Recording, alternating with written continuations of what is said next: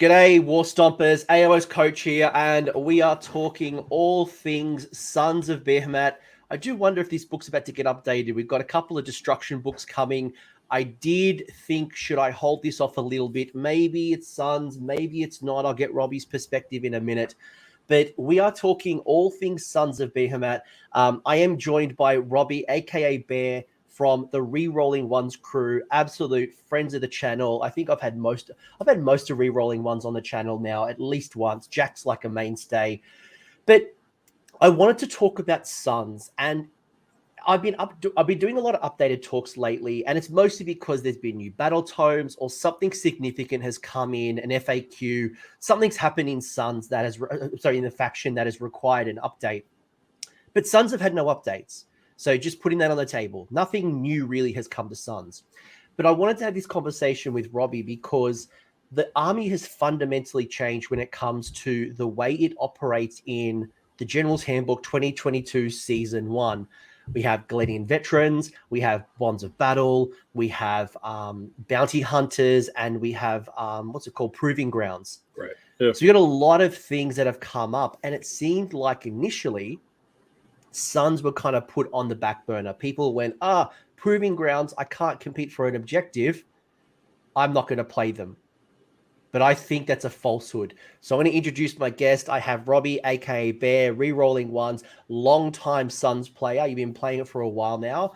G'day, welcome, introduce yourself. Hey, thank you, Coach, and how's it going, y'all? So, like I said, my name is Robbie on the Rerolling Ones channel, and out in the tournament scene, I do go by Bear. I've been part of Rerolling Ones now for really short amount of time, but a longtime friend of the guys on the channel, and really, really happy to be here. Really glad to talk about Sons. They're probably my favorite army in terms of how they operate. Maybe not lore, maybe not aesthetics, but the actual, pushing your models around and having to fly with something to a tournament. They're the best by far. Oh, they're so good. Flying. I remember, I'll never forget the day that I went to my first tournament with a 4-model army. And I rock up to the tournament, and game 5, I'm as fresh as game 1. And people are going through deployment and their super tactics with their screening and like all of their synergies. And I'm like, one model, one model, one model. And then my hero phase is, I'll get a command point. Here's a heroic action. I'm done. And like, it's so liberating. I love the faction. What's better than that is, so everybody has their big army case and it's got magnets and they're all like, they're inspecting everything like, oh, did it break? Is the whip still good? Like, is it still all one piece? Do I have all my spears? And I carry a clear tote with a metal bottom to it and 4 models through the airport. And every single security person, all the random people that are walking by me in the airport, you see this very large bearded man carrying these 4 models in a plastic case. And they're like, what is that? What are those? Is that toys? What are you carrying? And then you get to tell them, like, oh yeah, I do a YouTube channel for these toys. And I'm going to an entire tournament convention for these toys. And the flight attendants, everybody, I can start counting like, oh man, I've made it. I've checked my bags and I've already talked to 6 people. I've been invited to 1 wedding and 2 bachelor parties, but I've also explained that I have these models and I did in fact paint them. So that's my favorite part. It's funny too, because they always assume that it's a gun in the carry case. It is a photography, a drone. And I'm like, no, it's not a drone. No, it's not a gun. No, it's not photography. And like, there's like these 100 things like, this is what it is. But no, look, I love this faction. It's one of my absolute favorites. And it's funny because you've got so little models in the faction, yet there's so many cool things you can do with it. And I think I want to talk about it in the context of this particular General's Handbook, because as I mentioned, there is Proving Grounds, there is Bounty Hunters. One of the things I absolutely love at the moment as well is the fact that there is no Hunters of the Heartland. There was nothing more devastating than you go up against a faction with Hunters of the Heartland, and I can't use monstrous rampages. That is one of the core things of my faction. So that's what today's going to be all about. Bear has shared a couple of his lists that we'll go through, but I kind of want to get your perspective of the faction and how it's currently playing in the current season. And hey, we got Kragnos. We got an incarnate of Gur. We got a couple of things to add to the faction that maybe they're good, maybe they're a trap. But before we get into that, what drew you to Sons? Like, what got you into playing the game? So what got me into this game was boredom and being a redneck that just needed something to do when it got dark outside. I had made a hobby out of remodeling my house and doing all these things, and I was like, man, it gets dark in Seattle really early, and I needed something to do. And I don't want to build model cars. And I was in the Navy. I was a nuclear operator on a submarine. So I was surrounded by nerds all day, every day. So they said, "Oh, play Magic the Gathering at this." And I was like, "Well, how much money do you spend?" And they gave me the rundown. And I was like, "Well, it's cardboard. I don't understand. Like, it sounds fun, but let's get something tangible." And so I was like, "I want to build models, and I don't need cars or airplanes or Star Wars, but fantasy." Like, my dad was a huge fantasy nerd. He loved Tolkien. I love fantasy stuff, and it was kind of my skeleton in the closet that, aside from deer hunting and duck hunting and all these things, I actually loved like World of Warcraft and reading books like R.A. Salvatore. And a lot of my sailors, when they found that out, freaked out that I was this really big closet fantasy nerd. So my wife and I bought a bunch of models, and we started painting it. And then I didn't have anyone to play with, so I hosted the first tournament in our local area, which is where I met Jack from Rerolling Ones. And I had no idea how to play the game or how to run a tournament. I had never played 40K or anything else. So I just kind of winged it. And, I don't really get my feelings hurt very easy. So what's the worst that could happen? And it went well enough that 20-some people showed up. As a tournament, it did not go that great because I didn't realize that you have to choose battle plans for 3 rounds of an RTT. So in the last round, I said, just kill each other. Whoever's left standing after 5 rounds, you win. And Jack completely tabled me on like turn 2 with his shoot cast because I played Iron Jaws. And that's how we became friends. And it's been a rivalry friendship ever since. There's a reason why he's called the guru of the Shufu.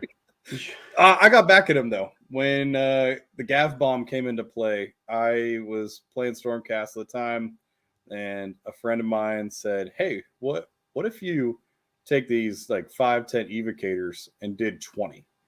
Like, it was a joke. And I was like, yeah, why not? So I ran the list of 20 evocators, 20 sequitors, and I came in, played Jack, I would say round 2 or 3 in a tournament. And I got to chase him like a cartoon character all over the board, just zapping him with evocators, and got my revenge. So it's the rivalry's been going for years, and that's how we became such good friends. Fast forward, I didn't leave the hobby, but I got really busy with the Navy. And when I was on my way out of the Navy, I wanted to start getting competitive, start getting back to tournaments. I wanted to go to my first LVO and things like that. And I was like, well, how do I get back in this game? And Gargants were good. They had their day in the sunlight, and they were 4 models. So I had a resin printer and I had paints, and I was like, well, 4 models. I can do this. Like, I can make 4 models. And it was just my way of like dipping my toe back in the tournament scene. Because if I lose, I painted 4 models. But then I didn't lose. I think I went 5-0 with a 4 mega list. I took them to LVO and got embarrassed with them, but it was fun. And then after LVO, I went to pick my real army. Like, I was going to be a real boy and pick something real. And I just never left Gargants. I played Cities of Sigmar. Gavin, if you're out there, I completely net listed you after you won LVO, and then I got spanked. Like, I went 3-2, and it was miserable because I don't think like you. I think like a 4 model player. And I went straight back to Gargants, like going back to your original love, the Prodigal Son. And I've been playing them ever since. I honestly, I had a whole Stormcast list for my next GT, and Jack called me up, and just like a brother, he was like, you're the Gargant player, right? Like, if you go Stormcast, like, what does that say about you? If you're just gonna, tuck tail and go Stormcast. So I redid my list, and I've got something that I'm gonna try the next GT that I don't think anybody else has tried, which is a crazy thing to say when you have 4 model options in a book. But win or lose is going to be fun. It's going to be crazy, and I'm hoping that it does pretty well. I mean, technically, we got like Kragnos, Incarnate, and we do have the Forge World Gargant. So we're now kind of technically at 7 models. Technically, true. Yeah, that's but true. The Forge World guy, though, it's kind of like the stepbrother. Like, it's the poor man's gate breaker. I'm like, why would I not? There's no reason. I've said this in previous Gargant streams that before the Battle Tome came out, the old Forge World Gargant used to have a 6-inch pile-in, and I'm like, Gatebreaker, technically a Gatebreaker with 6-inch pile-in, you got me. I'm sold. But they removed the 6-inch pile-in, and I'm like, yeah, no, this is just a poor man's version of the Gatebreaker. I'm just better off being a Gatebreaker. So I totally get that. We are quite restrictive, but it's also quite liberating. That's probably one of the things that I absolutely love about Gargants is that I don't have to worry about trying to look for these maximum synergies. I don't have to worry about screening and magic and all of these things because I'm just not very good at it or I don't have access to it at all. So I just build around my strengths and I do what I do and I do really well. And it's liberating about, like, oh, what spell do I try to unbind? Doesn't matter. I got no unbinds. I'm just going to move forward. Like I got 35 health.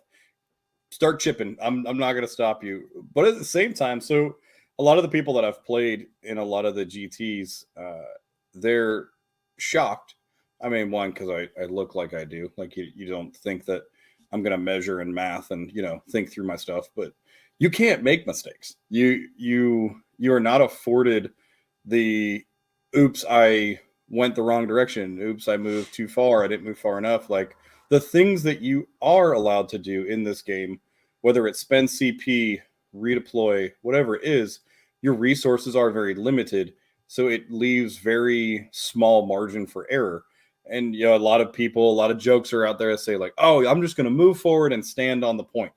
You can't do that. You could do that if you want a garage hammer. You can do that if you're okay with 2 and 3 or 3 and 2. There are games out there that you can stand still and win, but that's not tournament play. So you really actually have to think through the devices that you do have, the resources that you do have. I always found that Gargants is almost counterintuitive because you look at the faction. If you're new to the faction, you might not have picked this up yet. If you've been playing them for a while, you might already know this. But you look at a Gargant, and the first thing you think about is running forward. You're like, right, I am essentially Iron Jaws, where I'm going to run forward. I'm going to crash into things. I'm going to start swinging my weapon, and I'm going to have a good time. When actually, sometimes the best play is actually just to retreat, is to not engage in combat. Yeah. And we talk about Age of Sigmar being a movement game in general. And Gargants are great, don't get me wrong.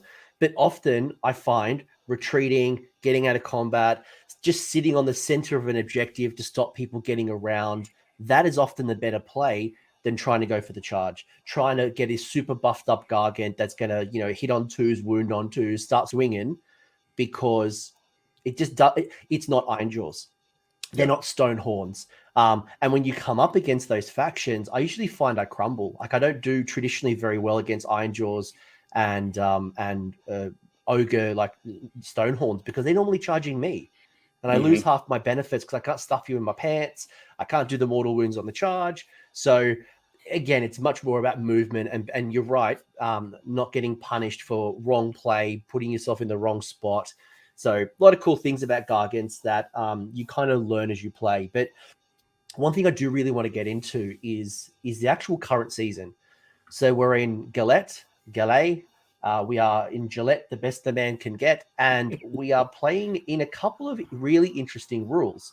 So I mentioned at the top of the show, right, there is no Hunters of the Heartland. So that was a battalion that stopped 2 to 3 units from being roared at. Maybe I'll break down. Maybe we'll break down some of these. How have you found the new Generals Handbook when it comes to not having hunters and the impacts to Sons? So I think it's different, but I don't think it's any less viable. We lost all of the bouncy points that were on our head for the victory points in the battle scroll, which was huge. But at the same time, so I was playing a certain game last GHB where you're a monster and you're all monsters. So everything you do, if you plan your battle tactics out right, are going to get you extra points. And every monster you kill, which is killing monsters with Kragnos or a Gatebreaker, is very easy. You're getting extra points and you're racking up points. And I could kind of get a nice lead and then coast. I don't get that anymore. I actually I'm now playing the game from round one, and I need a lot of the times my wins are coming later in the game as I'm starting to, finish off people's armies and get much more offensive than I ever was in the last GHB. I'm now, kind of pushing people off the objectives and kind of coming from behind for a win. Proving Grounds is annoying kind of in the game, later in the game, because I like to go second, usually in round one, bring people to me. So I get to pick it that round. If you get it like turn 2, turn 3, it can be annoying. But also if you've pushed people off of the objective and already started, killing their Galletian veterans, who cares? It can also be great because if I turn 1, turn 2, get onto the objective, push the veterans away, and then, I lose priority, I say, okay, that thing that I'm standing on, that's a proving ground. You now need to find some way to take your battle line and put it next to my Gatebreaker. That's on you. Good luck. So it's just tools in a toolbox that aren't necessarily nerfing us. They're not necessarily boosting us. It's just a new game. It's a 100% new game that you got to play with the tools. A lot of people saw that and just threw the Gargants away, if I'm honest. Like, if I look at the online chatter and people who used to play Sons, and even like as I'm looking at tournament results at the moment, there's not nearly as many Sons factions coming up in tournaments than there used to be. And I think part of that is to do with the fact that the proving ground will stop you. So if you go second in any of the battle rounds, you get to choose one of the objectives to be the proving ground, which means only Galletian veterans will be able to score. It's an optional thing. If you go second, you don't have to choose one of the objectives. But I know from a Sun's point of view, people are just like, oh, wait a second. You're telling me that I could have a Gargant on the objective and I've only got potentially 4 models, and you're telling me I can't score on that? That sounds like it's a massive nerf. But you made a good point as well. The hunt is gone. So the hunt was a thing where if a mega-gargant like a Gatebreaker died, you gave away an extra 2 victory points in addition to the extra 1 for killing a monster. So we're not giving away victory points, which is a really handy thing.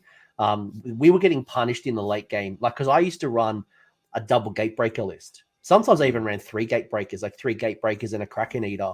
No. It was 2 Gatebreakers, 2 War Stompers. Sorry. Yep. Yeah. No. One of my other lists was 2 Gatebreakers, a Kraken Eater, and the Kronspine.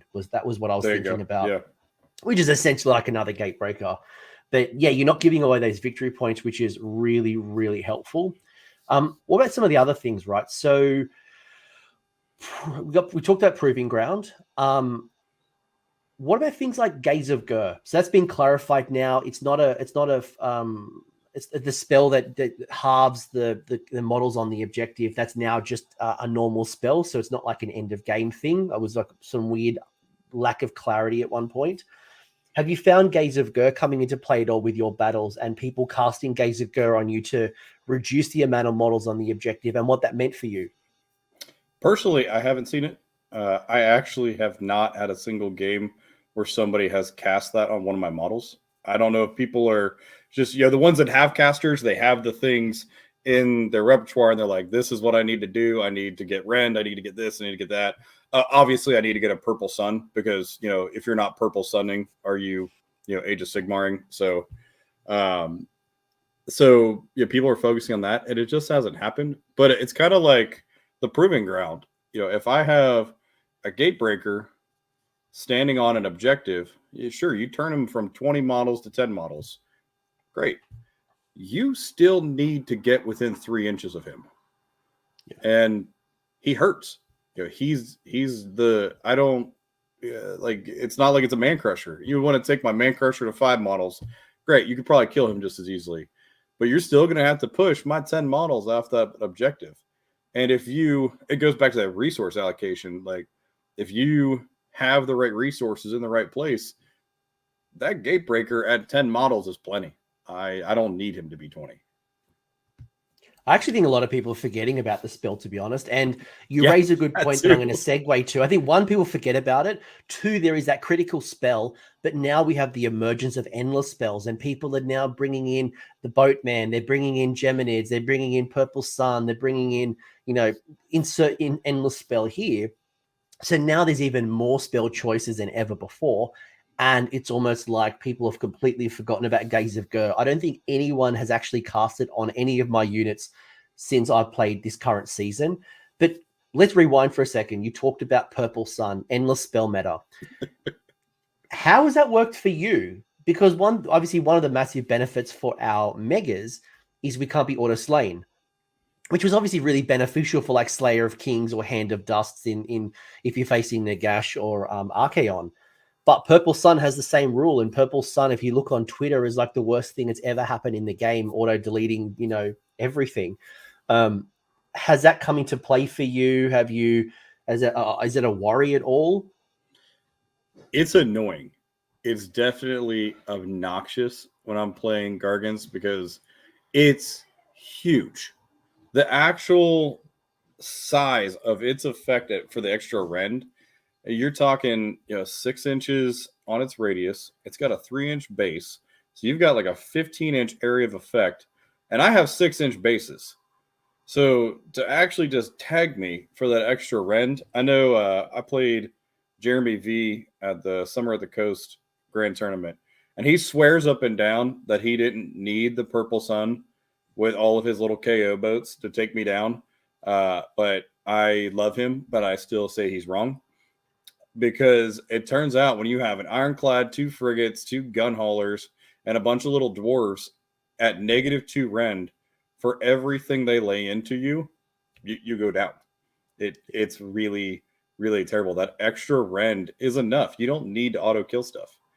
So it can be very frustrating because we're now in this meta where you can get any archer. You can get sentinels. You can get the Slanesh archers, the little barb ones, and now they're an extra rend. Suddenly they're a real threat, and they're doing it from a distance and doing it in this like run and gun kind of meta that we're seeing with the Purple Suns. It can be a little oppressive. You still got a very large wound pool. You can heroic recovery to get a little bit of that back, and you can. I also have my shooting as well that can really take out some of those archers and stuff.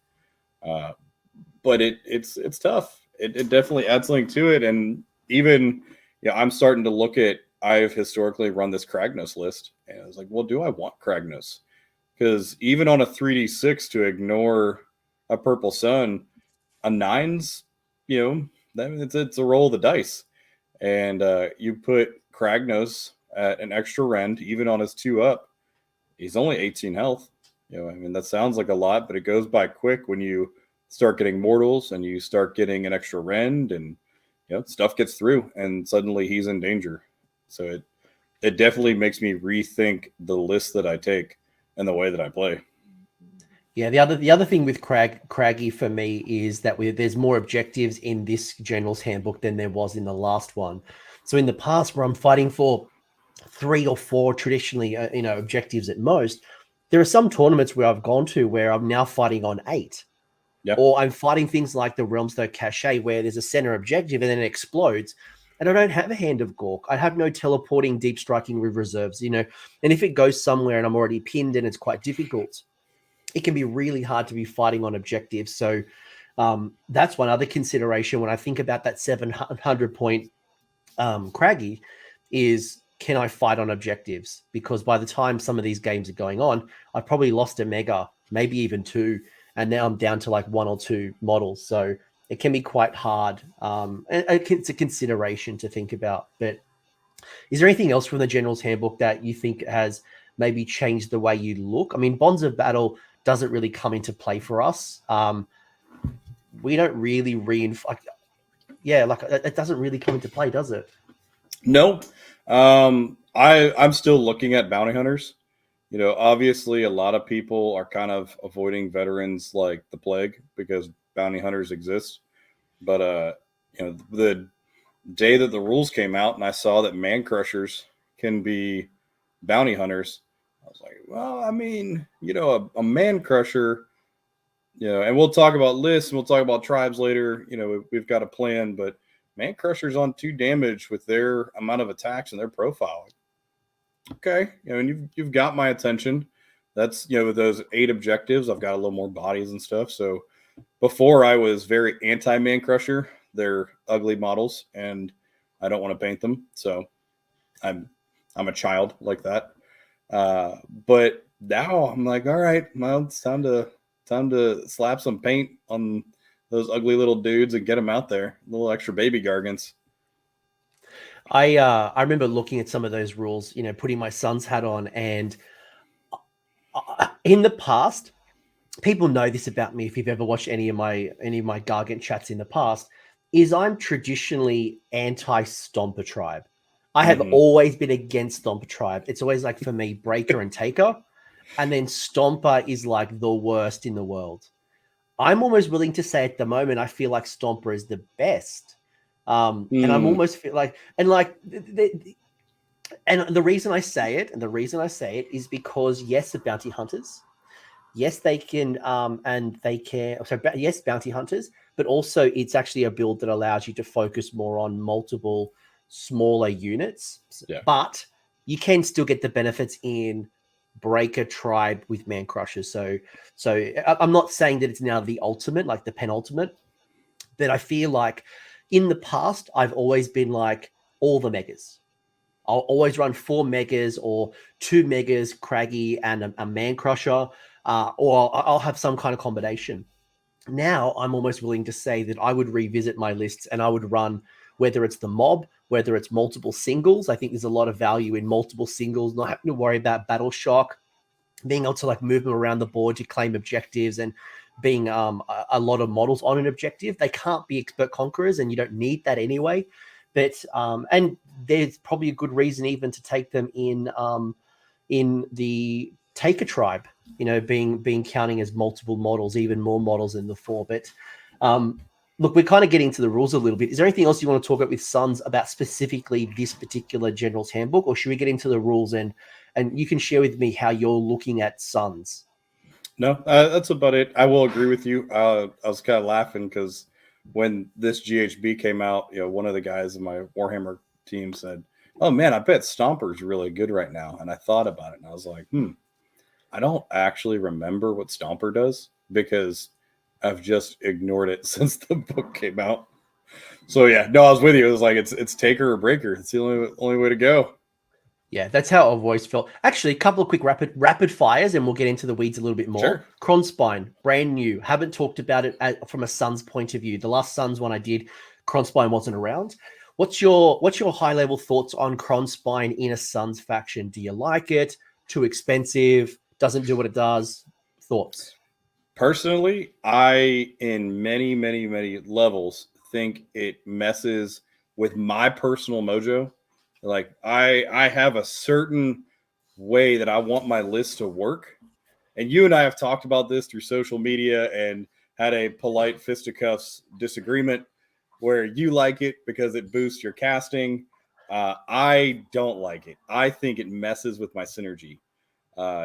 There's in the rules, there's such good stuff for each tribe that do its specific thing.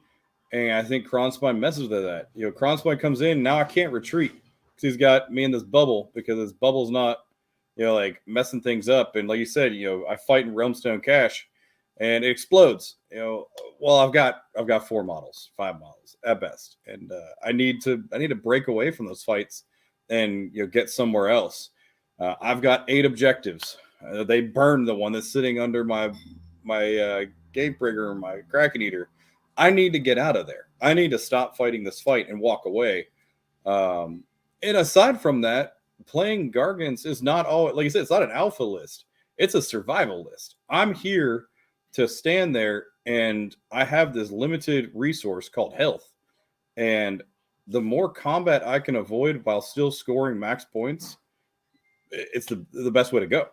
So I'm not a big fan of him. I think he just kind of screws up my synergy and how I want to play, because there's stuff that I can replace him with that will get the rules, the buffs, the boost that I'm going to get from my tribes. No, I like it. I think for me, because I'm obsessed with the Gatebreaker, it's my number one, right? And I mean, when I run, yeah, I love it, right? I love it. Like, I initially started at Taker Tribe, and I did the Kraken Eater, kicking the objectives. It was fun, but I found I just wasn't using the value wasn't there for me versus like idiots with flags, or Shinians or whatever it is. But you start building that Kraken Eater, the Gatebreaker list, and you quickly realize you can't run a 4 mega list because the 525 is just too expensive.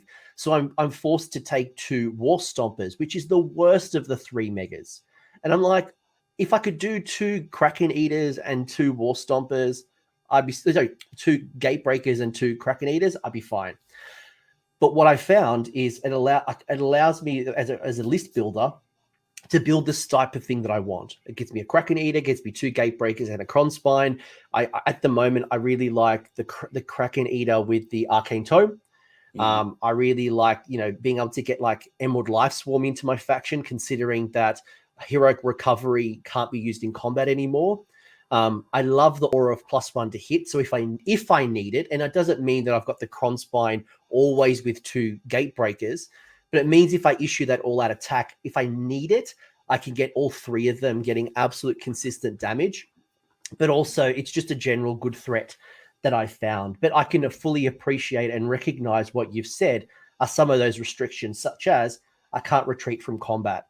There's sometimes that you're forced to be playing in this weird castle to get the Cronspine boosts, when actually it's not the right play. So I think if you do use it, you don't always put all your megas in. Sometimes it's just to get the +1 to cast and another threat on the flank. And often I use the Cronspine on the flank and then kind of come in, while the two Gatebreakers are kind of in the center. So some of that too is I want Triumph. Period. The interesting thing about playing Gargants is I was talking with Jeremy V, as some of my guys they're poking the bear, saying like, hey, do you really need to keep playing Gargants? Like, come on. I was like, honestly, if I change armies now, I have not played Age of Sigmar, the game, in years. Like, I play it on channel, but that's with a camera turned off and a rules book just hugging it for dear life. I don't play Age of Sigmar. I don't play, 10 protectors and how do I wrap them around and how do I do all these things? I don't do that. So it's interesting because it's just a different line of thinking. I want my Triumph because I have 4 models that are massive centerpiece models. So in a game, my 2 Gatebreakers will have 2 finest hours, 1 each. So that's great for +1 to save, but what I really use it for is +1 to wound. If I'm going into something, then I'm like, that needs to be erased. I will finest hour, idiots with flags. I'm on 3s and 2s with my flail, and I'm going to erase something, unless I just get super unlucky. Now, if I don't think ahead and finest hour, and I'm in combat, or somebody charges me, and I get locked in combat, I'm like, I need out of this. I need an oh shit button. Triumph. Okay. Triumph, all out attack, idiots with flags, Titanic duel, whatever. Spend those resources. Here's my pool of resources. Spend them. Get out of that combat. And so when I build a list, it needs to have a certain buffer at the end. And I would rather dump Cronspine. I would rather dump an endless spell, whatever it is, to give me that tool in my toolbox. Agreed. I would agree with you 100%. And actually, in my most recent list, I've dropped the Emerald Life Swarm because you can no longer double tap with it. Yep. And like, do I want to go the Triumph or do I want to get potentially a 1. Like if I get Emerald Life Swarm off, which can be hard, even in a mega 5 army, I could get a 1. At least in the back in the day, like in the previous update, I get there was 2 chances, right? When I cast it, so there could be a spike of 6. It could just be 2. It was kind of worth it. But I agree with you now. The Triumph is superior. I don't need the Inspiring Presence, essentially. I don't need the reroll to charge normally. Yes, the +1 to wound Triumph. And I'm happy to go 1930, 1940 in my list and give away the points because I can't fill it with allies anyway. So for me, it's like, do I go like maybe Cogs if I wanted, but even then, like it's for 1 wizard. Whoop-de-doo. So I agree wholeheartedly with the Triumph. By the way, we're getting an absolute massive love. We've got the Battle of the Beards. By the way, Bear wins the Battle of the Beards every day of the week. All the beard love. How do you look after your beard? Here's a unprepared question. Any grooming tips when it comes to beard maintenance? It's funny. I had a guy at work ask me this, and actually, I'm staring in this camera. I see like that extra little bit of just like fluff because I haven't seen my barber lately, and it's driving me nuts as I can see myself like a mirror. But I don't do anything to my beard. I just kind of let it go, and it falls like this. And I infuriated my coworker because he said he's like a girl getting up doing her hair. He's like, I've got oil, I've got balm, I've got a straightener, I've got everything. I was like, no, I go to the barber every 2 weeks, and that's about it. Yeah, I barber every 4 weeks. I need to go to the barber soon, so I've definitely got the barber one. I've got a beard straightener. I use the oils. I've got a special shampoo and conditioner. All right, we got some different polling opinions, not only with Incarnates of Gur, but also in beard maintenance. Hey, and for anyone who hasn't tried it, grow your beard, because going to the barber as a man with a beard and getting cleaned up and trimmed, that's like a woman getting a mani-pedi. I go every 2 weeks, and you get that hot, shaving cream, and you get all trimmed up and cleaned up. Man, it's great. As a man, it's awesome. So, haircut every 2 weeks, beard trim every 4 weeks for me. That's my routine. There you go. Let's talk Sons. Some people on this stream are going, "What on earth have I dialed into?" Yeah, wait, what did I tune into? Hopefully, we've inspired some beards. Tag me on Twitter if you got a beard, and give me some of your beard maintenance tips in the comment section. I'd love to hear how you. This could be a new fun collab. We'll do like the beards of Sigmar. Well, hashtag it out and see if we can get people sharing their beards. Maybe there's a beard charity calendar coming down for the content creators. So who knows? Maybe there's something. All right, we're getting at a weird. Brent. His is my favorite. Some pretty good beards in Sigmar. Yeah.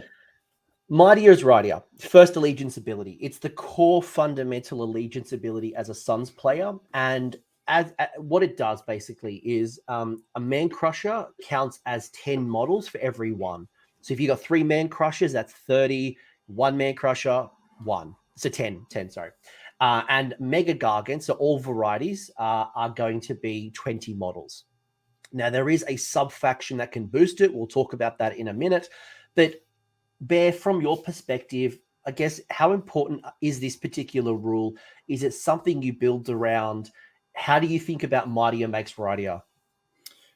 So this is the absolute centerpiece. This is the keystone to this army, because without this, your 4 models really aren't going to do much. Either if you took this away, they would need to be much scarier, centerpiece type models, pushing things off of objectives. So this is the absolute keystone to what we do. I've talked with a couple of the big rules guys over here in the US, and I still, as a very selfish Gargant player, think Mightier makes Rightier would overrule Proving Grounds. I know I've heard all the arguments, and I agree with them. I agree that it doesn't, and I agree why it doesn't. But as a selfish Gargant player, I still think it does, because I'm stubborn like that. But don't listen to Bear at this point. Please don't go and harass your TO. Yes, wrong. Do not harass your TO. With all of the smart talking heads have spoken, this does not overrule it for many great reasons that are all smart. I'm not as smart, and I like to think that my 4 models, get to supersede all rules. That's not true. Please don't go harass work. TOs. Doesn't work like that. But No. yeah, you're right. Like man crushers, 10, like I remember when I first started playing with this rule, and I'd have like one man crusher on an objective, right? And someone would try to deep strike, and they would come in, and normally most things coming from reserve is like 5 to 10 models. Cool. You come in and you try to tag my objective. Guess what? I'm still going to probably have more models than you.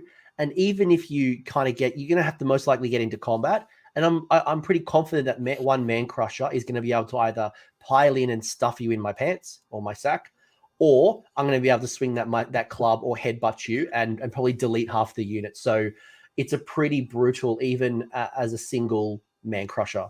Yeah, I've seen it so many times too. Because think about what are some of the best deep strikers, and the one that comes to mind is Celestin Prime. Celestin Prime, what does he count as? 5? Yeah. Is he high enough for 5? He's 2. He's 2? He's 8 wounds. 8 wounds, so 2. And he's not a monster, so he's only 2. So he's 2. He comes in and he might tag that, but he's not taking it. So now he's got to kill that baby gargant. And I have seen Prime whiff on killing a baby. And so, he just stands there in the most ridiculous looking one-on-one fight of this ugly, 1980s model of a baby gargant going up against the beautiful Celestin Prime. And he can't kick him off the objective in time to get the points he needs. And it for those purposes, it's great. And also we talked about avoiding combat. I can see a 5-man unit, say Liberators or Vindictors. They're just chilling, hanging out, holding down this objective. If I can't confidently make the charge, I'll just auto run, dip my toe in the 6-inch pool surrounding the objective, and now it's my pond. Don't even need to get into combat. Nope. And so that's mine. And even if those 5 Liberators are, what's that new battalion? The Expert Conquerors. Yeah. That's only 15. I'm 20. So I took it from you. Didn't even have to fight. So it's a lot of the line of thinking in getting your points, getting extra points comes from that is, how can I get there? How can I take this? And sometimes it's not even through fighting. I know with the mega-gargant, one thing I absolutely love is putting my mega on the center of an objective. And with that massive, was it 130, 160 mil base? Yeah, 130. That denies so much of the objective scoring area. So the only way you can come in to potentially challenge this objective is going to be getting into combat. And that's where I can back, again, my Gatebreaker, my Kraken Eater, to be able to handle most things that would potentially, whether it's like chain rust or zombies or whatever it might be that might try to get in with 25s, or even if they come in with 32s. It's very, very difficult to take over an objective when you've got something counting as 20. And currently, I think this will change in the future. You will probably, right now, even if I've got 1 wound left, and that's kind of one of the incentives with some of the command traits that allows you to be 40 wounds for your general. If I've got 1 wound left, I still count as 20 on the objective. It doesn't degrade. Yeah, look, so the new battle plan, Novus Paths. I just stick my baby so that nobody can teleport into my Novus Path, and he's holding that objective. But I also know as 3 massive models in my current list are coming at your face, you can't pull your unit off your Novus Path because then you'll have a 10 model coming in your back line and starting to take your objective too. So there's great uses for it. Can I quickly, before we get into Chuck Rocks, I want to call out this comment that just come up in the chat, which is a good one, right? Because I've got Eddie here who is loving Sons and always wanted to collect them, but their group is super, super casual and it's a bit hesitant to build a full army because of this DPS check. And you hear this thrown around a lot, right? People seeing, can I kill a mega-gargant? And people thinking about how they build their list to be able to pull down such a faction. Anything that you would say to Eddie at this particular point, someone who's aspiring to build an army, but again, their playing group is focused on DPS checks? Yeah, so I'm gonna take up a little bit of time here, Coach, because this is a triple faceted answer. So one, I love being a tournament player, and that is very different than playing with your friends. So when I'm going up to a table, one of the worst things I can hear is, "Oh, I've never played against Gargants before. What are they like?" And you're like, "They're they hit hard, they run fast, they have a lot of health." Like when somebody has not played that and has not formulated in their mind how to take down this gatekeeping army, it can be negative fun. And I'm a loud, obnoxious person, so I try to smile and teach and still win. That's the competitive side of it. In the friendly side of it, one, your friends might want that DPS check because it is fun. It is a lot of fun to play against Gargants, to play against these big, huge models. And you're like, can I take that down? It's like a boss fight. And it's a great time. And the third part of that is they can look so beautiful. They're so ugly, like they're fat and they're tall and they've got weird faces, and it's great. And I love it. And I love painting them. But also they're on 130 mils. So like you've got a small little diorama in your hands where you can just build this awesome model, build this awesome base, and make it so cool and thematic with whatever you want to do, and then go and enjoy it. Yeah, especially if you're not going for broke, you're not trying to bully on your buddies, have fun with it. Like, hey guys, we're getting together Friday. I'm bringing out my 4 megas. Good luck. Come kill them. And there's so many people that, because a lot of people in the casual scene are afraid of that, they don't get to see this army. And they're like, oh man, I've always wanted to play against this army. I've always wanted to try my hand at the DPS check. Like, can I go toe to toe with a giant? So do it. Go out there, paint them, show them off. When you get them painted, please show me. I love seeing Gargants painted up and tossed on Instagram and stuff. Have fun. I'll add one thing because I think you summarized that perfectly. I'll just add one thing that I would say. Celebrate their wins. If they pull a mega-gargant down and you are playing in a casual environment, celebrate. And there's a great way you can have fun with that too, is when the mega-gargant dies or a man-crusher dies at the end, we both get to roll the dice to see where it topples down to. And if your opponent gets to choose where it topples into, again, it's another celebration. So obviously, that hurts us a lot. 500 points is gone. But I don't think Suns is the terrorizing monster it used to be, because the incentives aren't there. We aren't scoring more points on an objective because we're a monster. We're not doing all these extra monstery things. So if you actually look at the meta and where it's kind of settled at the moment, Suns win rate isn't that strong. People should be scared about Nighthaunt. People should be scared of Sylvaneth. People should be scared about there's other things right now that are probably leading the meta right now over Gargants. But we have this history from the start of 3rd edition, 18 months ago, where the Gargants for that first 6 months were the big bads. Then the hunt came in and started kind of chipping away at our pride. Not only celebrate it, but it is an expected, rite of passage that when a Gargant dies, you yell timber. Your whole neighborhood needs to know that Gargant went down. Yeah. And I agree with you with the conversions as well. All of my army is converted. I've cut up legs and I've moved them around. All my man crushers. I've pulled in endless spells. I've got one of my gate breakers throwing around the Skaven fiery, the Sensor Bearer, the Plague Claw catapult. I've got one carrying like a Stormcast, the Dias, but as a shield. And again, there's so much craziness that you can bring into Suns, which I absolutely love. But back on topic, you've got Chuck Rocks, one ability where your man crushers, one unit of man crushers can chuck rocks 18 inches of your general. So it's a shooting attack. I think it hits. Oh, what is it? Hits on. Is it D3 attacks? Hits on 4s, wounds on 3s. Yep. Yeah, 4s, 3s. Ren 2, Ren 1. I think it's D3 damage. Ren. Yeah, that's right. Get going. This is the worst. What are your thoughts? It's neat. In my early games, I forgot this was even a thing till somebody pointed it out, because it sits right here in their allegiance abilities. and not on their war scroll. So that was embarrassing. But it's fun. It's a fun little thing. This is great for clearing chaff, especially if you're using either the Kraken Eater or Gate Breakers. You've got a couple other shooting attacks. You can go ahead and get some stuff out of your way and get into the meat of the army and start terrorizing people.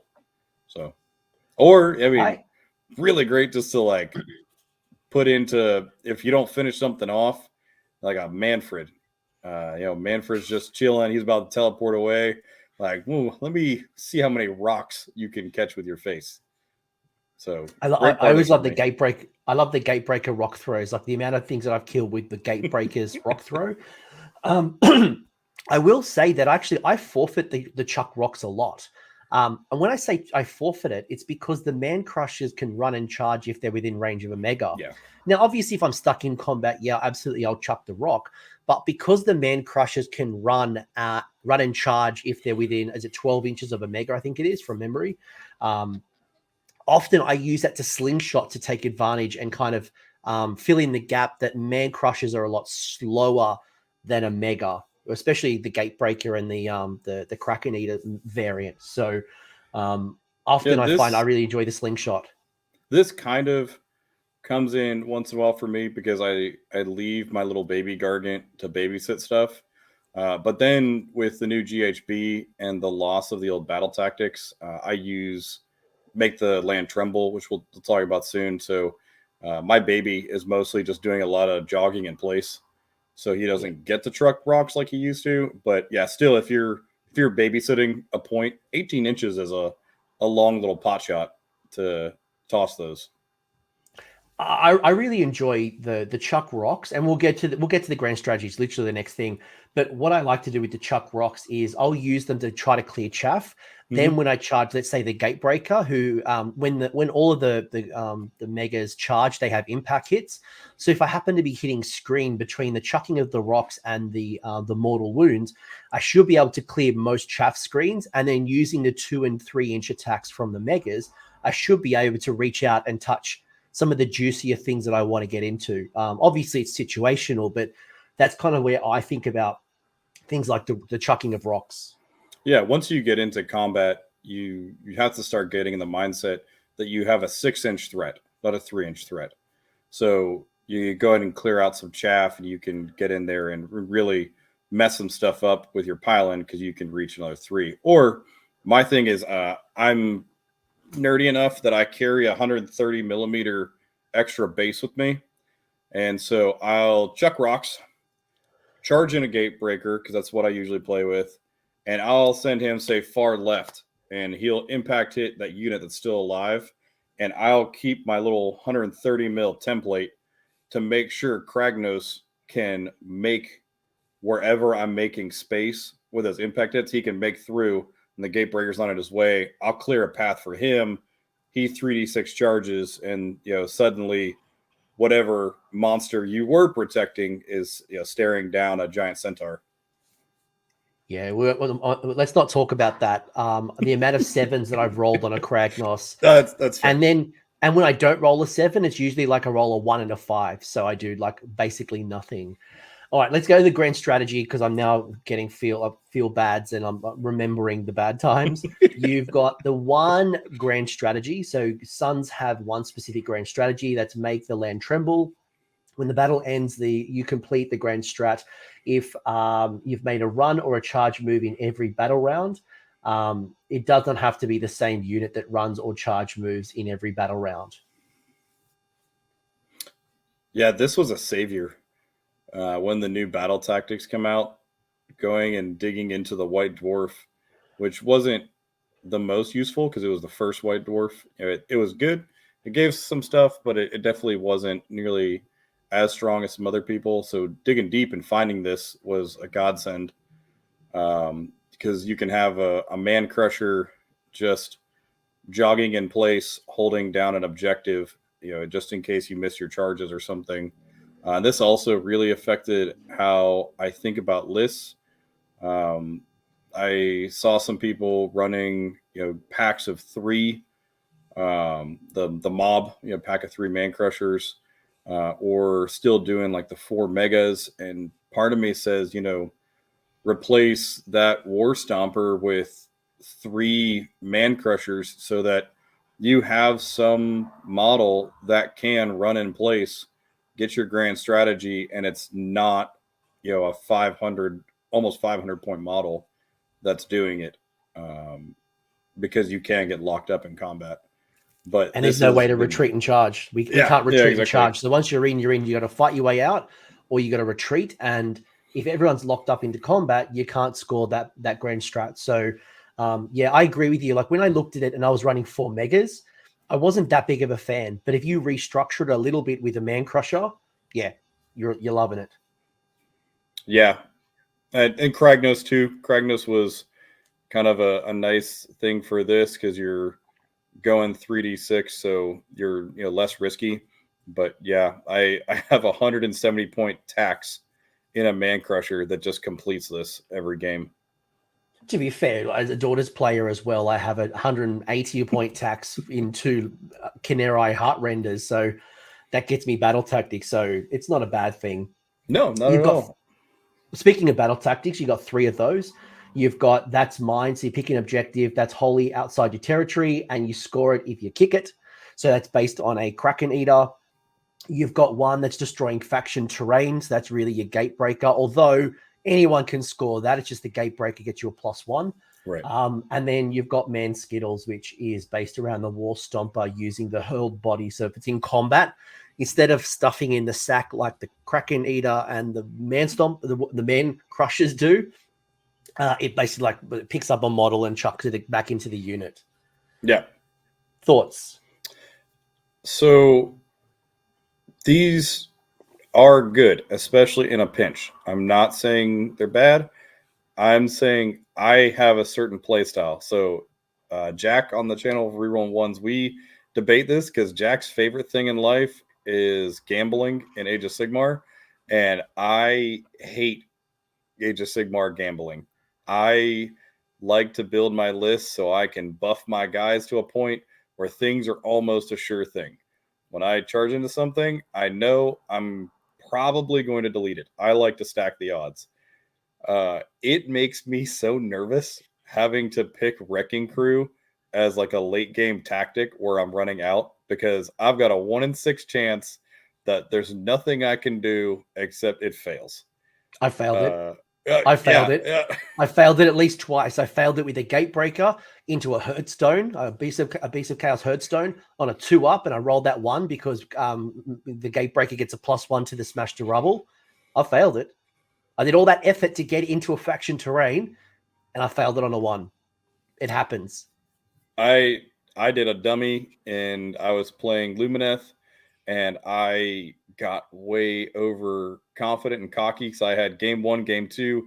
I had really great games where I kind of tabled people and they were fast and they were fun, and I got complacent and I got my models into tech lists, and I was like, I'm out of monstrous actions because I've got so much in combat.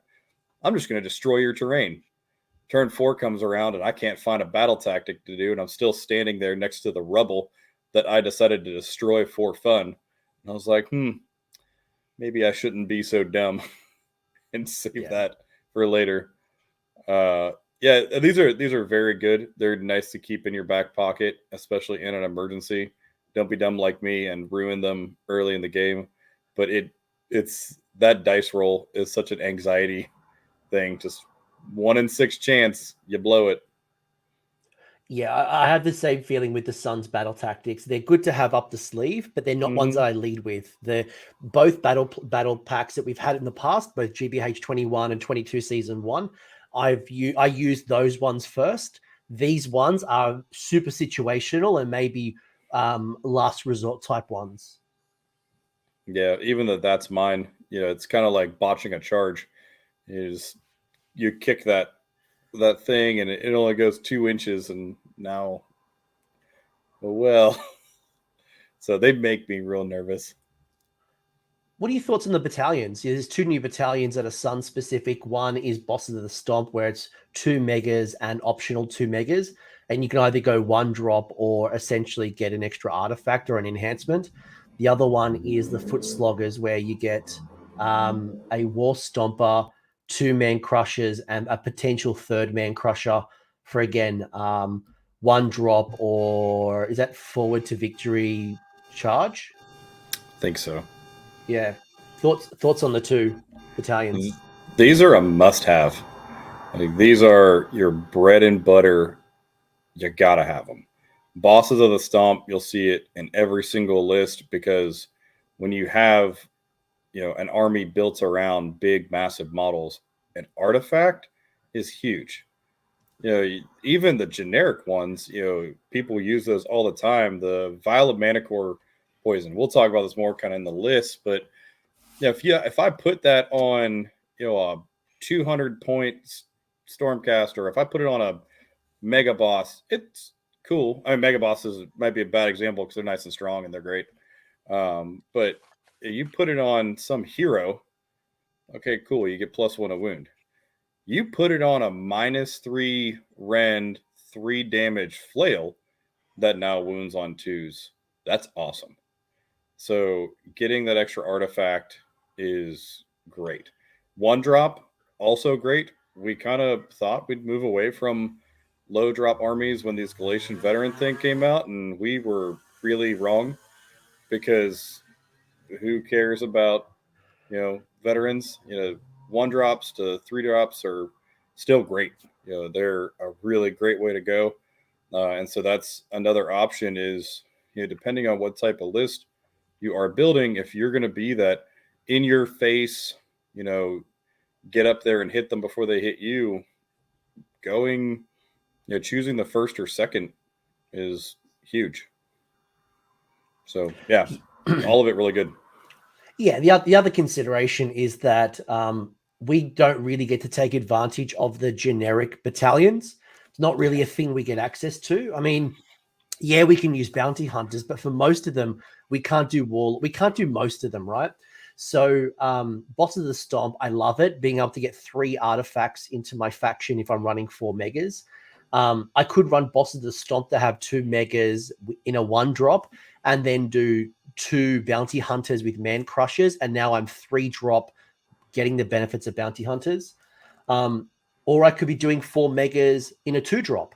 And most lists these days, I'm not seeing a lot of lists go 1 drop. I'm seeing a lot of 3 drops, or I'm seeing a whole bunch of who care drops. But pure 1 drops, it means if 2 drops, you'll basically get to choose every time almost who gets to go first in the first battle round. Yeah, absolutely. And like I said earlier, like Gargant, I mean, we don't play Age of Sigmar. We play our own game where Age of Sigmar armies have a boss fight with us. So without these, kind of like the Make Lion Tremble, like without those, we'd be in a hurt. Picking the generic battle grand strategies, and you can't use the generic battalions. Yeah, which is always one of my frustrations. You couldn't take advantage really of the generic ones, and it was always like I've got this tax, and yeah, I'm 4 drops, but I can't get any extra artifacts. I can't get anything special or whatever it might be. So I agree with you there. When it comes to sub-allegiances, this is not story time with Coach. I'm not going to read out word for word everything on this slide. But when it comes to the 3 sub-factions, do you like all 3? I know we talked at the top of the show that, Taker and Breaker were probably our 2 favorites. Is that still true in the current Generals Handbook? Do you think Stomper has a place? Do you think Taker maybe is less valuable? Like, do you need a Mega on 30? Have we seen the hordes yet that I need 30 on an objective? Like, again, I'm asking a lot of questions, but more importantly, where do you stand on the sub-allegiances? So for me, I think they're all viable in their own place. I think you can play any of these and you can win a game and you can do well depending on how you want to build your list. I personally prefer Breaker. I'm in love with Breaker. I'm constantly trying to do the math and find some way to reinvent the wheel with Breaker. I think Taker is also still great because it's not just, get rid of them with the extra bodies on a point. It's also they can get extra artifacts. So you can load out a 4 mega list or a 3 mega list with a bunch of artifacts. You can get the Vial of Manticore, you can get an Arcane Tome, you can get a Ward. I mean, you can have 2 Wizards. There's a lot of really good options. The Kraken Sandals for better stomp. There's a lot of just different ways you can go about that. So that's why I love Taker. It's not for the bodies. The bodies are great because I can go back to playing that more defensive survival game even better than Breaker. It's the extra artifacts and just loading out my whole army with artifacts. That's why I love Taker. Stomper. So do I. Just by the way, so do I. That's you look at the artifact selection. Taker has the best artifacts by a country mile. Yeah. The only thing it's lacking, Breaker does have the enchanted Portcullis. That extra ward. I mean, 6-up ward is mathematically not, overly game changing, but it is good. When you pick the command trait of your general getting 40 wounds and then having a 6+ armor, 6+ ward, that's incredibly tanky. So, and I think all 3 of the sub factions have the command trait of 40 wounds. The Olden Gnarly or whatever it is, they all can. Olden Gnarly. Yeah, they can do the Old Gnarly and. Oh no, so it's monstrously tough. Sorry, monstrously tough. Olden Gnarly is rerolling ones. Yeah, it's a different one. A little bit different. So with Stomper is cool, and I was skeptical as soon as they released the rules for bounty hunters that we would ever see these big infantry armies like people were talking about. And so that was where I was super excited for Stomper, just throwing man crushers at Galletian veterans as bounty hunters plus Stomper boost. The problem with this, and I'm actually quoting a guy from the Corsairs, Garrett, who brought this to my attention because I just stopped paying attention to it when I didn't play it. You go in with a man crusher, and he first starts off throwing rocks. So he hits, the 20 block that you want to get rid of. Okay, he kills 1. Well, now it's 19. So now you're doing 1 less damage. He charges in. He does D3 mortals on the impact.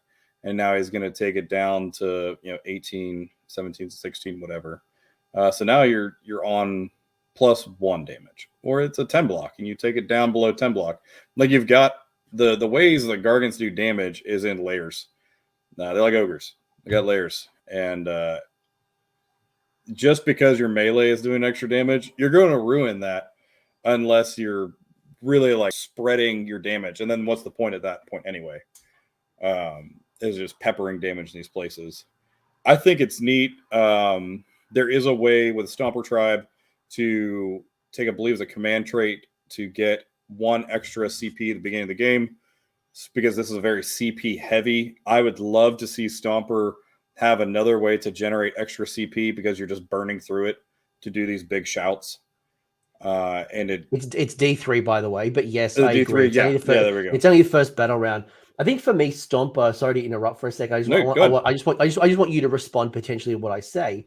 Is I think when I was thinking about Stomper more, it was when this Games Workshop said, we're in the infantry meta, and I had these grand visions of 60 grots and 60 zombies and 40 of all these idiots with their flags, but we haven't seen it. Yeah. And that's where the War Stomper is at its best. That's why I hate the War Stomper traditionally, because its benefits really is in a Horde meta, and we haven't had a Horde meta in such a long time. I need right now bounty hunters and things that go hunt those bounty hunters. So for me, I think if we ever get into that Horde meta and gits go crazy soon, and we see zombies wrecking up the board, and we're seeing, Noblars and Free Guild and all these things that are running hordes, I'm a buyer. But at the moment, sounds like such a fun game too. Just these massive units that are coming in and giants trying to slug their way through it. It sounded great. But what I heard, and so I'm with you on the counter to that, GW said the next GHB is going to be about battle line. And I was like, I'm battle line. Actually, my whole army is battle line. So what do you got for me? And I was thinking this was going to be sweet. And then they heard my inner dreams and they're like, no, you're too big. You don't count. You can't play in this ball pit. You got to be, smaller. It's fine. So yeah, agree. Yeah, so if the meta ever shifts to this infantry meta, I think Stomper definitely will rise up. But right now, I'm Breaker first, I'm Taker second, and I'm Stomper third. That's just currently. If I had a choice, I'd go Tribeless before Stomper. Yeah, and then I love Breaker. What bothers me with Breaker is it's very specific in its buffs. It's very inclusive. Like we're the Breaker club. If you're not part of the Cool Kids club, then you get nothing. And so mathematically, when you start putting in a Stomper or something in order to maximize your gate breakers, he doesn't get anything from it. He might as well just be a mercenary. He's just like sitting in the front of the short bus and just wants to be part of the Cool Kids club. He's got nothing. So that's where it bothers me. I love it. I love the things that it does. I love the fierce loathings. Breaking down the house is really great for that battle tactic. And then I'm a way too soft of a person. So every time we do deployment, I'll remind everyone that I play like, hey, you can stick that model in that garrison, but I do more damage and I've got a lot of rend. So your choice. And with all of these things like Sylvaneth hiding in their woods and stuff, you get one warning. Do you want to keep hiding in the trees? I'm going to hit you harder. Yeah. I will say though that the recent change to Smash to Rubble has me a little bummed out that I don't shut off the faction abilities. Like when I was running Breaker at its strongest, I'd be able to destroy that OBR Nexus. I'd be able to destroy faction terrain and shut off your abilities. Now that you can still retain your abilities, it's like why would I waste this monstrous rampage when I could roar, I could stomp you, I could do everything else.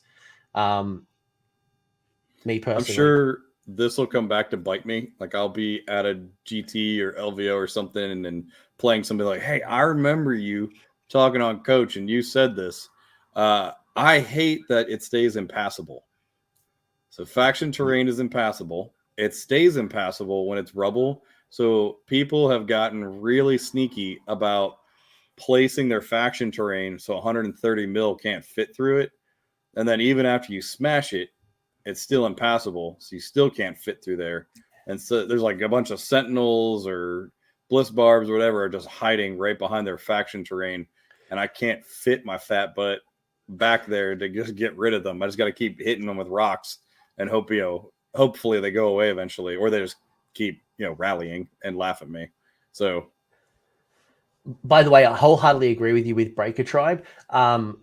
Because I like to run Kraken Eaters, the problem is that if I bring in that one Kraken Eater, because you can't put 4 gate breakers in a Breaker Tribe, and you've got to go outside of that and if I don't want to run Man Crushers, they don't get any benefits, which is why I usually run a Kraken Eater with like an Arcane Tome in the backfield, trying to protect the objective, throwing endless spells, chucking its rocks, while the rest of the force kind of advances, because they just don't get any benefits. So I wholeheartedly agree with you. Really quick one, any favorite of the Breaker fierce loathings? Like what do you rotate, or what are your favorites right now in the meta?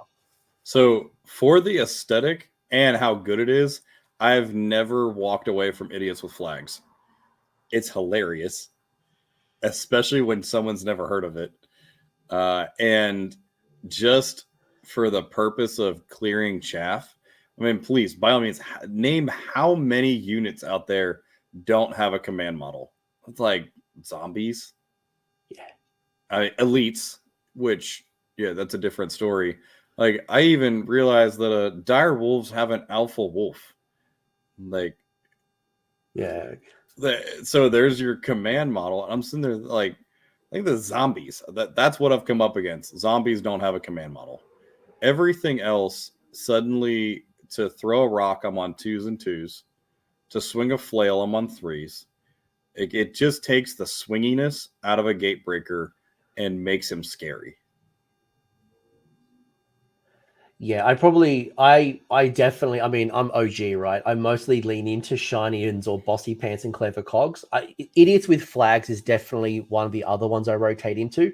And I'll often, not always, but sometimes I will take the command trait where my general is allowed to get a second Fierce Loathing. So I can rotate between the two depending on what I want my general to do. Do I want my general to go fight those heroes and wizards, and that is the one that goes fights the big bad, while the rest of them are clearing chaffs and elites, um, or maybe I rotate it where they all can fight heroes and monsters if that's where the meta's at, and the general does something extra, whatever it might be.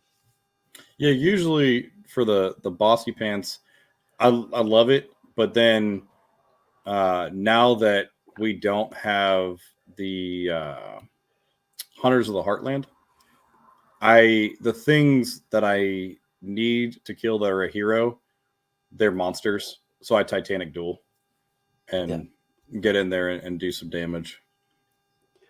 Yeah, Bossy Pence Clever Cogs probably benefited me more in the last General's Handbook, where it was more about heroes and monsters.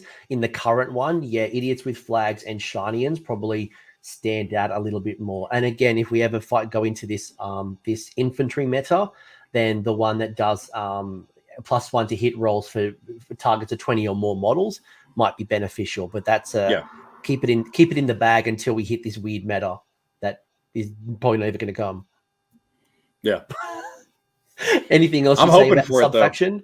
I hope for it too. Like, I'm a Gits player. I got 140 goblin stabbers behind me. I would love a day where I could run all of those and get super buffed up. And I'm a Gargant player, so as much as I like, Gits takes forever to slog through because I've played that game. That's, we were talking about Gav Bomb earlier. Like, man, taking a Gav Bomb through 500 grots just takes so long. It's so long.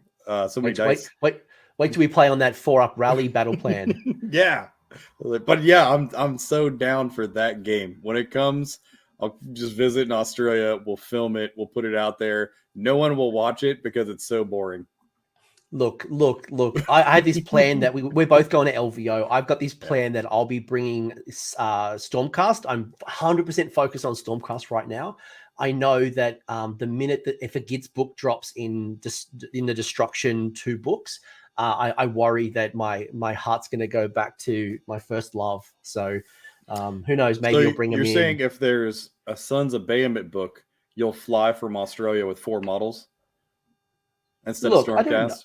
I don't know. I don't know what. It depends on like what they bring. If they bring me and I'm going to ask you this question at the end. Like, what's one thing that you would add to the faction? If they gave me a wizard, priest, some type of shaman, hag type new kit, I would love that. I think they just updated the book. I'm like, I don't know just yet. Let me see what they bring. But give me a new hero wizard. I'm down like a clown. You give me some lists. You've given us some context. Dude. We've had some good thoughts and discussions, and I want to kind of bring this together and go, right, well, what does a bear list look like? And you are breaking my mold. Normally I ask for 1 to 2 lists. Robbie actually sent me 5 and I culled it down to 4. So what we've got is 1 for each of the sub factions, and then we have a bonus one towards the end. So first off, you got your Breaker Tribe. And what I want, given that we got 4 lists and we probably can't be here for 10 years, maybe give me like the thinking behind what the list does and how it kind of works together. Like, give me some ideas. So you first off got the Breaker Tribe. All 4 of your grand strats are basically the same by the looks of it. You've gone make the land treble. You've got the Gatebreaker, who's the general with louder than words. Command trait, you've got the Vial of the Manticore Venom as the artifact. You got yourself a second artifact with the Enchanted Portulus, and then 2 War Stompers under Boss of the Stomp. Yeah, so starting with the grand strategy, I actually was talking on Facebook with a gentleman that was building his first tournament Gargants list and looking for some help.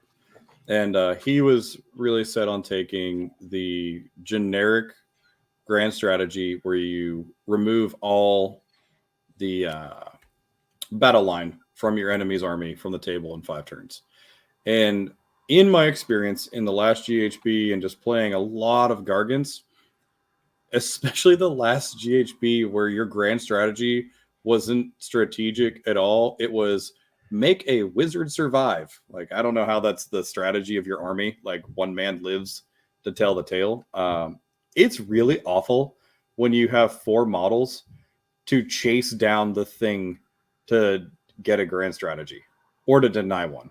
So I stay away from the kill everything type mentality, because in round 5, it's really terrible to chase down that one grot that got away from you. So that's that. Triumph and Quick question. Inspired. Quick question. Is this list? Did you mean to have second bosses of the Stomp? Just thinking about this because you got 2 artifacts. Would that meant to be a double boss of the Stomp? Because otherwise you wouldn't get 2 artifacts, right? So for this one, yeah, that's just that's funny. That's the app letting me do crazy things. I clicked Unified and it gave me that extra artifact anyway. So yeah, that's meant to be just so I had a couple of lines of thinking. I've seen this list run by somebody and actually did very well. You can take this as a 1-drop. Get rid of the Enchanted Porculus. You get 1 artifact. You can take your pick on which one you want, and they pair up with your command traits really well. So in this example, I did Louder Than Words. That gives me +2 attacks to his flail, which is the 3 damage, -3 rend attack.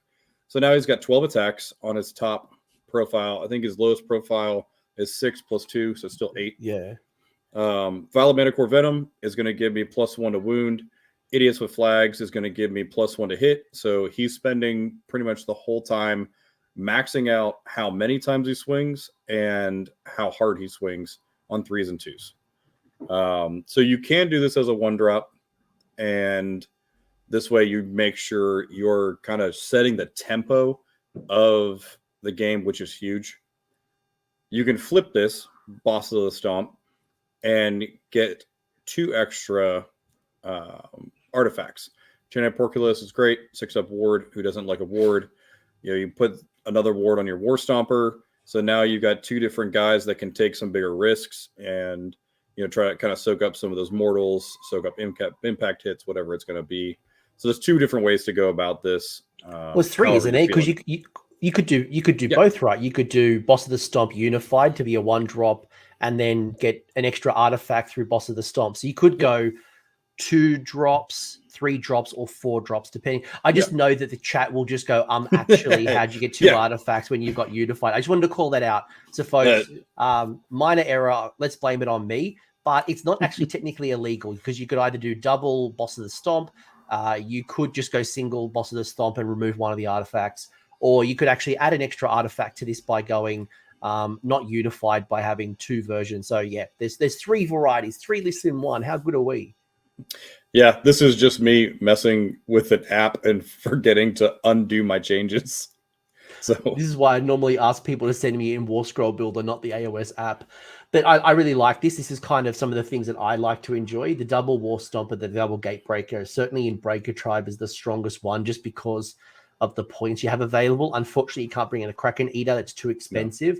Alternatively, you bring in that Kronspine that I've talked about in the past. But another way to go about this too. So kick out one of those War Stompers, and you do have 10 points left. 5 points extra will get you a mob of Man Crushers. They do get boosted by the Breaker Tribe. So either 4 megas, 3 megas, and a mob, your choice. But it's however you want to run it. Yeah, I think I would prefer 1 unit of the mob. But there's also value in running 4 independent, because like the mob because one of the things that grinds my gears is that the mob doesn't have an elite model, so you can't issue its own command. So it needs someone to issue Inspiring Presence, All Out Attack, re-rolling to charges. So if that's the case, then I need someone to babysit. So you're going to have a power pair, normally like a War Stomper with the babies. Because they can't do it themselves. That's probably my only gripe when it comes to the babies. Yeah, and you kind of want to keep them near your general as well. For it's either the run and charge or the throwing rocks. One of the 2 requires the general, and one of them requires a mega. So they're gonna have to kind of buddy up too.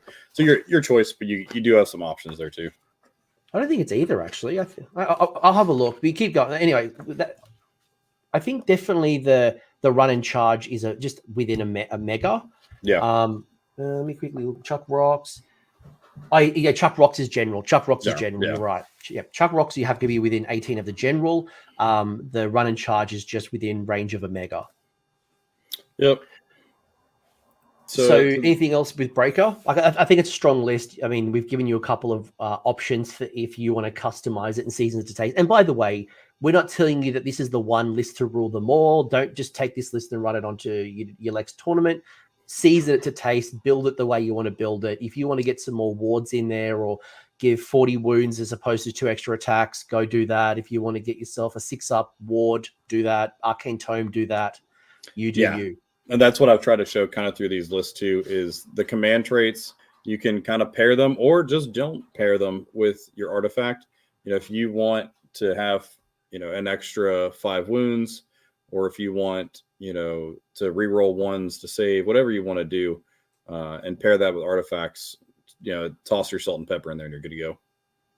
Nice. Second one is your Taker Tribe. So again, same kind of loadout. All of them, by the way, are all Inspired Triumph as well. So Inspired Triumph, Make the Land Treble is the Grand Strat. This time you've gone Kraken Eater, which is the general. You've gone Command Traders Monstrously Tough, which is the +5 wounds, as well as Amulet of Destiny for the ward. You got your Gatebreaker with the Vial of the Manticore. You've got yourself a War Stomper with the Arcane Tome and Flaming Weapon. You've also got another War Stomper. So this is where you've gone in and used Bosses of the Stomp to get 2 extra artifacts. So how does this list vary compared to like what we just saw with the Breaker Tribe? So this one's a little different because we talked about earlier, the Taker Tribe. You can take an extra artifact, so that gives this option. This one is a little less damage output because you've got 1 Gatebreaker. I still put the Vial of Manticore Venom on him. It's not fancy. It's not exciting. It stayed the same. The Kraken Eater can kick things, so you do have that ability to kind of move some stuff around. And that's kind of my thinking on this Kraken Eater, why I went Monstrously Tough with an Amulet of Destiny. So Amulet of Destiny, you've got about a 16% extra wounds because you're shrugging off, the 6-up. And then you put Monstrously Tough on there for 5 extra wounds. So the Amulet of Destiny is going to give you about 6 to 7 extra wounds just on the ward. So you're now looking at about a 46 to 47 wound model with that ward. And he can kick things in a certain direction. So he's now something that can really take risks and kind of get up in somebody's face, move their objective, and then start walking with it, because he can really take a hit. War Stomper is kind of your low DPS guy. So Arcane Tome, if he gets it, great. He can also Mystic Shield, put Mystic Shield in your Kraken Eater, give it Finest Hour. It's even more defensive now. Give, Mystic Shield to your Gatebreaker. If people want to take him off the field, it's kind of nice to have a wizard. The other version of this that I've seen and I really like is the Kraken Eater takes the command trait that allows him, that gives an extra artifact. It gives an extra artifact. And it also lets him take 2 artifacts. So, combo that as you want. You want to give him an Amulet of Destiny and the Kraken Skin Sandals to make his stomp better. Great. Or if you want to give him Arcane Tome so he can Flaming Weapon and he's got the Kraken Skin Sandals. There's a lot of different options out there to do that.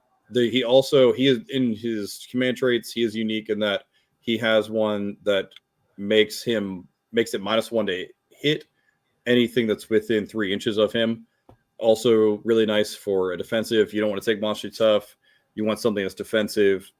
Things within 3 of him are -1 to hit. Also really a good way to go. So you've got some options. Very Inquisitive is an interesting one because normally you can't put 2 artifacts on the same model, but specifically the command trait Very Inquisitive does specify that the general can have 2 artifacts of power instead of 1. So there's some interesting combinations there if you want to make them durable. I think the Strong Right Foot, which is the 3d6 kick instead of the 2d6, is a bit of a trap still. If you wanted to kind of get more reliability on that battle tactic of kicking the objective, yeah, maybe but I don't know if it's worth taking my one and only command trait to get an extra dice roll on the boot. I just don't think it's worth it. It's not second edition where you could change the value of an objective and we could do all these fun things to protect. To me, it's just not worth it at the moment. Yeah. Taker Tribe also has an artifact that is the exact same thing as Arcane Tome.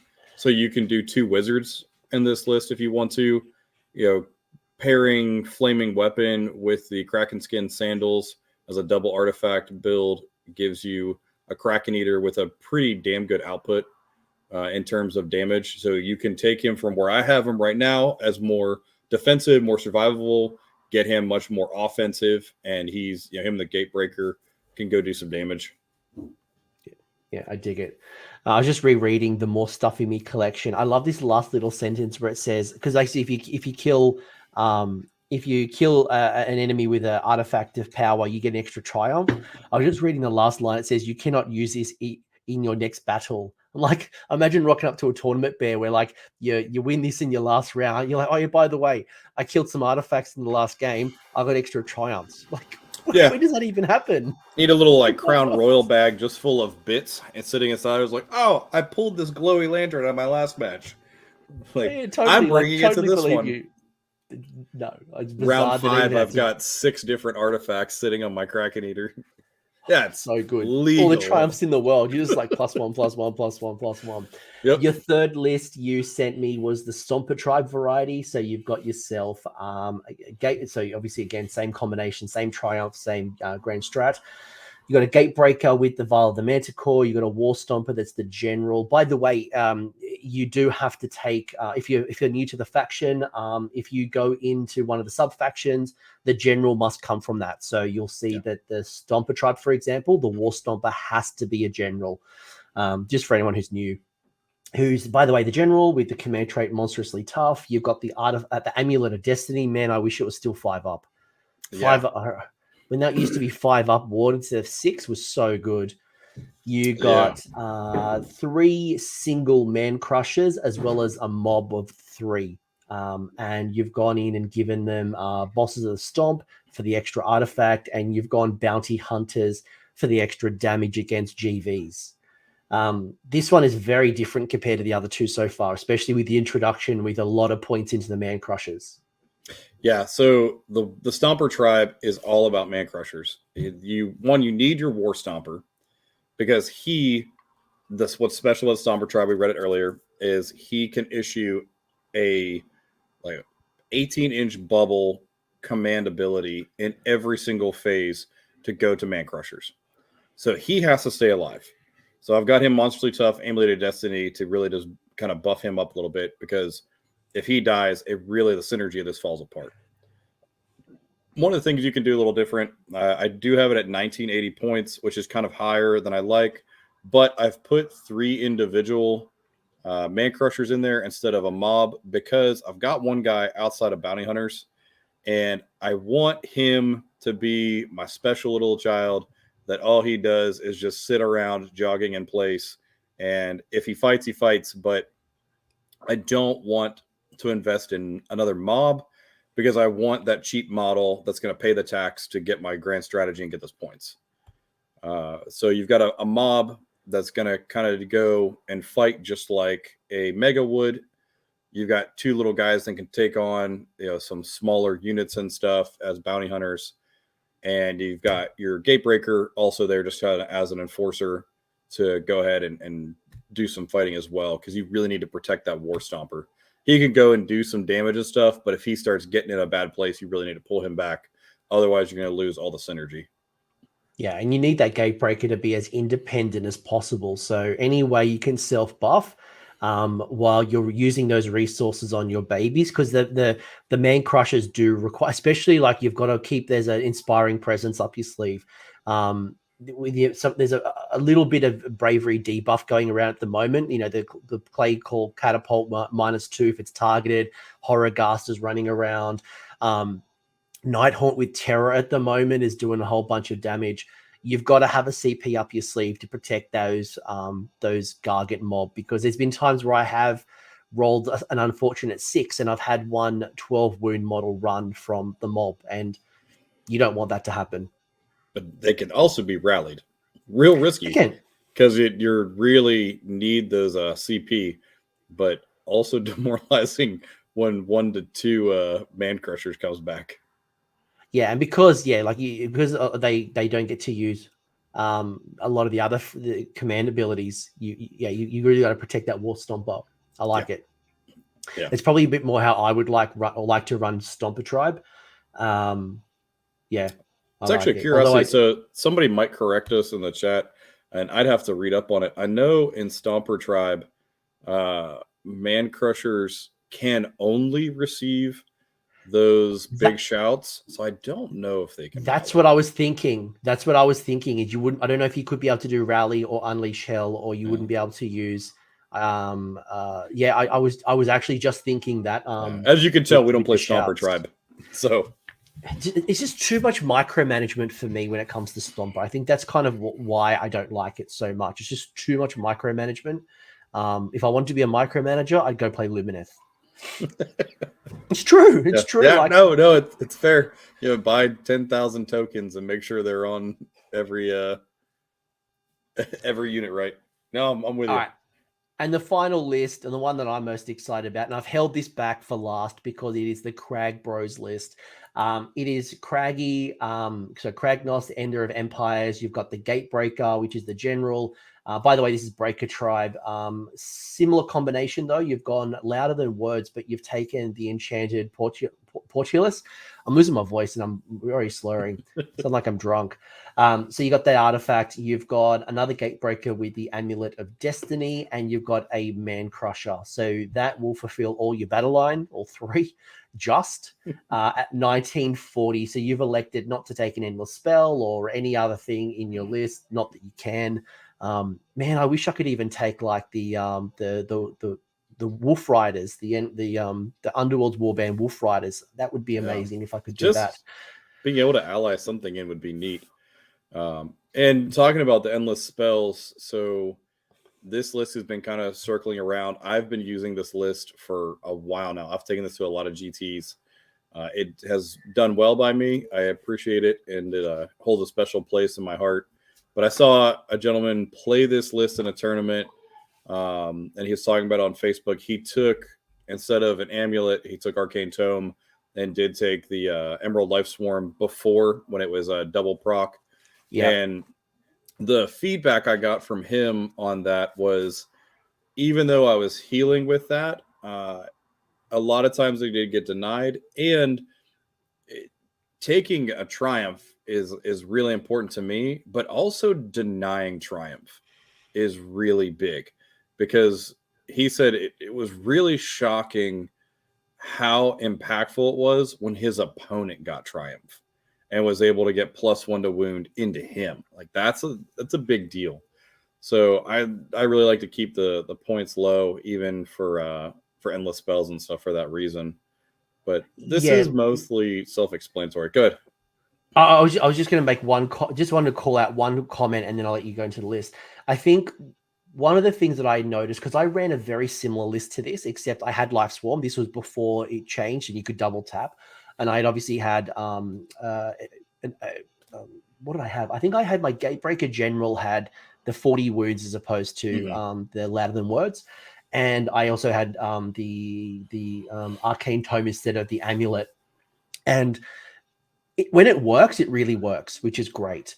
But then when you come up into Spelldom, you come into Seraphon, you go off into Lumineth, you go into even like Soul Black Gravelords, things that can get pluses to their cast or their dispel. It became really, really tough to get those endless spells off. So I wholeheartedly agree that the guaranteed Triumph, and I said it earlier in the channel, I am confident in my 1930, 1940 list, giving up an endless spell to guarantee myself essentially the Triumph for that +1 to wound. I would rather that than to hope and prayer for a Life Swarm. And now that I can't double tap Life Swarm, I'm not going to take that risk for potentially one wound heal, which is because it's a D3. Yeah, it's fair. This list is rather straightforward. It's not nearly as hang back, and you know the attitude of playing Gargants a lot of the time is it is my opponent's responsibility to kill me. It is not my responsibility to kill you. I am 20 models on objective. Kragnos starts off as 30 models. He only brackets down to 18 models on an objective. It is your job to kill me. This is a little different. This one, you're charging 3d6. Your gate breakers are moving 12. Your man crushers are your man crusher, the baby. When he's not babysitting something, he can run and charge. You're in breaker tribe, so you're using your rock throws on 2s and 2s to clear chaff. And Kragnos is just a beast of a monster model in himself. So this is a lot more. One, I have fallen into the trap a couple of times of getting too aggressive with this because it's fun. But this is a lot of like wait for the right opportunity, because 3d6 on a charge, people don't realize how far that is. People really just don't they don't picture a lot of the times a 12-inch move and a 3d6 charge. Like that threat range is massive. And you can go and just run a mile and take out a key piece that they're trying to flank with very easily. So this is one of those like just sit and hold and wait until that right opportunity to flip the switch to go from defensive to offensive and start taking out key pieces. With that too, it's also good. No, I was just going to say, you also got the psychological threat. And this is why I love Warhammer players. I'm a psychological person. I love to mess with people. It started when I played Legion of Night, the old Soul Blight before Soul Blight, and I could take 3 models and put them on the side of the board. And I could always terrorize my opponent, putting my Terrorgeist as my last deployment, because people were always scared that I would sideboard a Terrorgeist into their face in turn 1. And I never did it. But the fact that I could always scared people. And Kragnos is exactly the same. I move 12, I can 3d6, and people automatically think 12 plus 18, when actually statistically I think 3d6 is 10. So the likelihood of that turn 1 charge, obviously dice rolls go in your favor up and down, but people freak out and they'll spread their force out probably too much. They'll break up their castles. They'll reinforce certain layers. They won't deploy on the line. And then they'll pin themselves into their backfield while I'm scoring objectives. So the psychological threat of Kragnos is just as valuable as what he actually does on the table. And what he does on the table is just as good. With your rock throws, your impact hits, and your 3 main models that are terrifying in combat. Gate breakers are great. They have, like we talked about earlier, they have a 6-inch threat in combat. All of them. They're piling 3, they're attacking 3. And so even if you chaff up, sometimes you can, like you said, the psychological, people will backboard themselves to give like a 6-inch gap in front of with their chaff. And then now you just hang out and score battle tactics and you score objectives. And if they don't, you can really get in there, remove all of those layers that they have. And if just getting Kragnos into that key piece or that cornerstone, that's enough. He doesn't even need to impact hit. His Dread Mace alone will take out just some high point targets. I remember gotta be careful though. I remember charging Scarbrand, for example, and I failed. I rolled a 7. So I told you I have like multiple stories of just rolling 7. By the way, Kragnos, basically his rule is you roll 2d6 if you're charging into a monster. On a roll of a 7, nothing happens. Every other thing, you times the 2 dice, and that's how many mortal wounds. So if I roll 2 6s, 6 times 6 equals lots of mortal wounds. You're basically dead. But I failed the 7, and then it was those mace attacks. You put all out attack. I think you hit on 2s, wound on 2s. You just, is it 4 damage a piece? Is just the mace attacks alone is just ridiculous. So, but he is only 18 wounds, so he goes down and he's 700 odd points. So you really got to really protect him and not blow your load too quickly, because he'll die really quick. What's cool too is people are so afraid of Kragnos. Most people know Gareth Thomas. He's currently running Old Town Throwdown right now. Shout out to him. amazing person Go at TO. if you lived watching his stream, go check that out on Twitch right after this. If not, go to Twitch or go see Old Town Throwdown. I'm sure the bat reps are up there. I was actually watching it this morning before we got on stream. Good tournament. But anyway, sorry, continue. He is great. So shout out to his tournament. Support it. Everything else. He's also doing charity over there, which is amazing. Wonderful guy. But I also get to talk a little trash now because when I went into a game with him at the Bay Area Open, all of his teammates were talking him up that he is the best corn player in the world. And I said that to his face, and he laughed, and he was like, something sort of like, I'm sitting at the front row of the short bus. And I was like, well, I played destruction, so I feel you.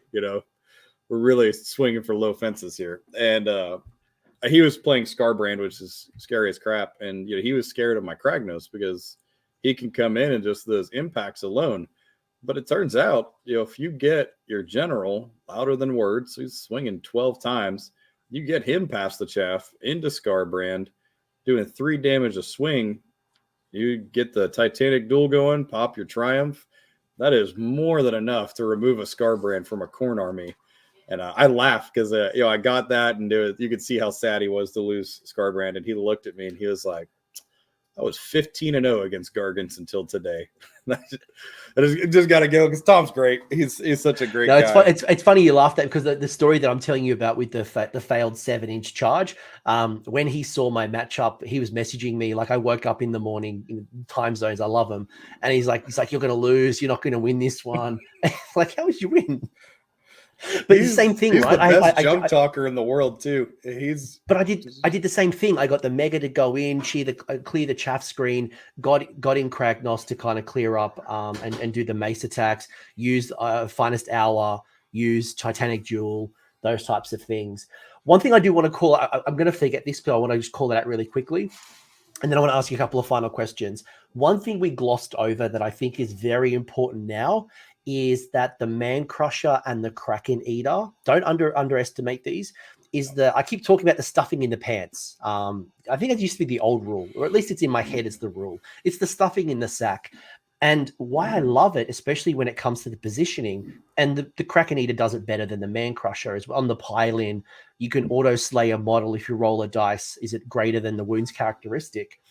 But being able to pull out totems, being able to pull out command abilities, command models, the hero in the unit that issues all out attack, all out defense, or inspiring presence, being able to pull out the wizard from the Lumineth Sentinel unit, or the wardens, whatever it might be. That is a really or the banner that might give them a boost to their bravery or whatever it might be. Don't underestimate that, especially now that people are running less heroes than they ever have before. Most lists I'm seeing, you're not seeing the 6 heroes anymore. You're seeing like 3 to 4 probably on average.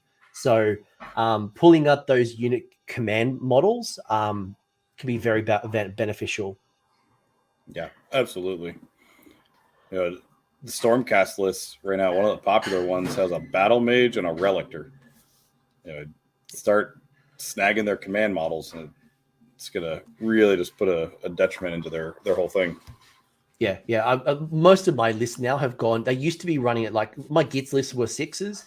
Now I'm finding all of my lists are really around that. I mean, around that 3 to 4 at most. Sometimes even 2, like a commander and a sub commander, just to fulfill the battle reg requirements.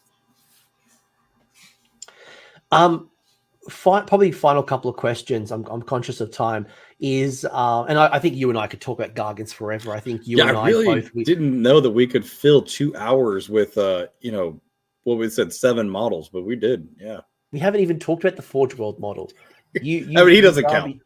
But you poo-pooed the Incarnate. We haven't even got into the layers of Incarnate. But I think it's just, despite there being such a limited range here, there's a lot of technical and interesting list building techniques in the faction, and as the kind of the meta evolves, and there are endless spells, right? You want to throw Purple Sun to get more rend into your army.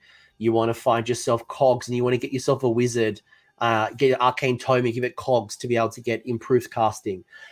You want to get I played around with things like shackles, or being able to like zone up parts of the board while my models kind of move around. Like there's so many little intricate things you can do with Gargants. Again, I absolutely love it. And the list that I'm taking to my next GT, I actually didn't include in this, mostly because if it fails, then I didn't publicize it. But yeah, and we'll see. It's completely separate. I haven't seen it run at a GT, and I could be completely out to pasture, and I'll do terribly. But I'm curious to see what happens. I love it. I love the crack science. How do you deploy? I think it's probably one thing that we haven't touched on just yet, and it's very intimidating as a Gargant player. It can be intimidating. I got 4 models. There's no screens. You talked earlier on the fact that your mistakes can be punishing because you only have 4 models. What advice would you give to me? Yes, there's lots of variety when it comes to battle plans and setups and opponents and scoring and yes, different things. But what general advice would you give me as a Gargant player when it comes to deployment? So for me, it's like being a carpenter. Measure twice, measure 3 times, cut once, that kind of thing. Check your buffs, check your babies in the right place. Make sure he's next to the general, that he's not next to some random Kraken eater. Double check all your things are in order. When I play Kragnos has his bubble for 3d6 charges is wholly within 12. So before I ever touch a model, and people laugh at me when they're playing me at tournaments because I've got dice everywhere. I've got measuring tapes going all over the place because before I ever touch a model, I need to know this is how far Kragnos can go. This is where my Gatebreaker can land to still get, his 3d6. And then, man, I'm all over the place with measuring. Like movement phase is my phase. But when I'm deploying, it's also more about your opponent's army. So knowing, and the psychology, we touched on this earlier.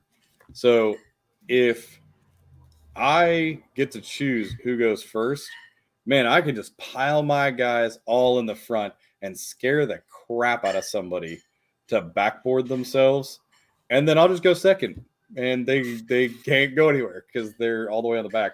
But, you're playing Soulbright Gravelord. They're going to toss some grave sites in your zone. So make sure you cover them. Make sure they're not coming up behind you. Do your due diligence. And if something is going to be deep striking, like you don't want to have to go backwards when you have 4 models. So make sure you're covering that 9 inches away, in your deployment zone. So when you let them go first, they're not putting stuff behind you and you're having to, do a 2-front battle. So if you have objectives, one, don't be an idiot. Make sure you're tagging the objectives. That's embarrassing. Use your Gargants to straddle objectives or, tag all the objectives. If you have 4 of them, tag them. And then on your first movement phase, condense so that you're tagging 2 per 1 model and then move forward with an attack force. But it's more about the opponent. It's what can they do and how do I need to prevent that? I can stick 4 Gargants in a row, just holding hands, ready to go, and still play my army like it's meant to be played. It's all about the other guy. So that's what I really think about when I start putting models down.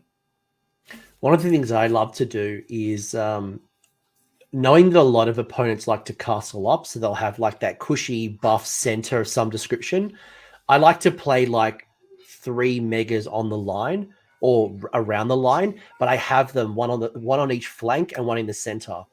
And the reason I like to do that is because, again, Gatebreakers with a 12-inch move, even the Kraken, I think is a Kraken's 11, their speed is fast enough that they can swing from a flank into the center pretty easily. Yeah. So instead of going from the center and going out, I like to go from the flanks inwards, collapse the kind of one of the weaker flanks because most people don't have the speed or the power to handle a mega on the flank, and then they're kind of pincing in and crushing in the middle where I really want to fight the battle. And they often don't have the speed to kind of like move around and go kind of support one of the areas where they're kind of losing. So for me, that's probably one thing I've really enjoyed. But I also know that a Gargant often can need support. It's not the best model in the game, And sometimes I need to run power pairs, like I call them the mega powers. I'll have 2 gargants running in, crushing the thing that I need to crush, then moving down, because gargants can be swingy. Even with triumphs and buffs, they can be super swingy. Yeah, and I do a lot of the same thing with Kragnos, where Kragnos sits in the middle, so he's buffing, and my guys start kind of on the flanks. And it also gives you the option to switch places, especially with a 3d6 charge, because I believe it or not, with just a couple models, there's certain fights that I want to happen. If there's a Kron Spine, I want my weakest Gatebreaker fighting him. I'll finest hour him. I'll send him in. He's good enough to sustain the damage, kill the Kron Spine in 2 turns, and then I'm not locking up my general that has +2 attacks. I'm not locking up Kragnos. And whereas, Kragnos, obviously you want him to go attack monsters. Like, that's his job. So everybody has, even just in the 3 models, everybody has their job. And when you kind of spread and you have that ability for the long charges and the fast movement, you can kind of swap places and, do the man-to-man defense type mentality of who goes on who. One thing I was just thinking, I was just looking at your Stomper Tribe list, had a thought.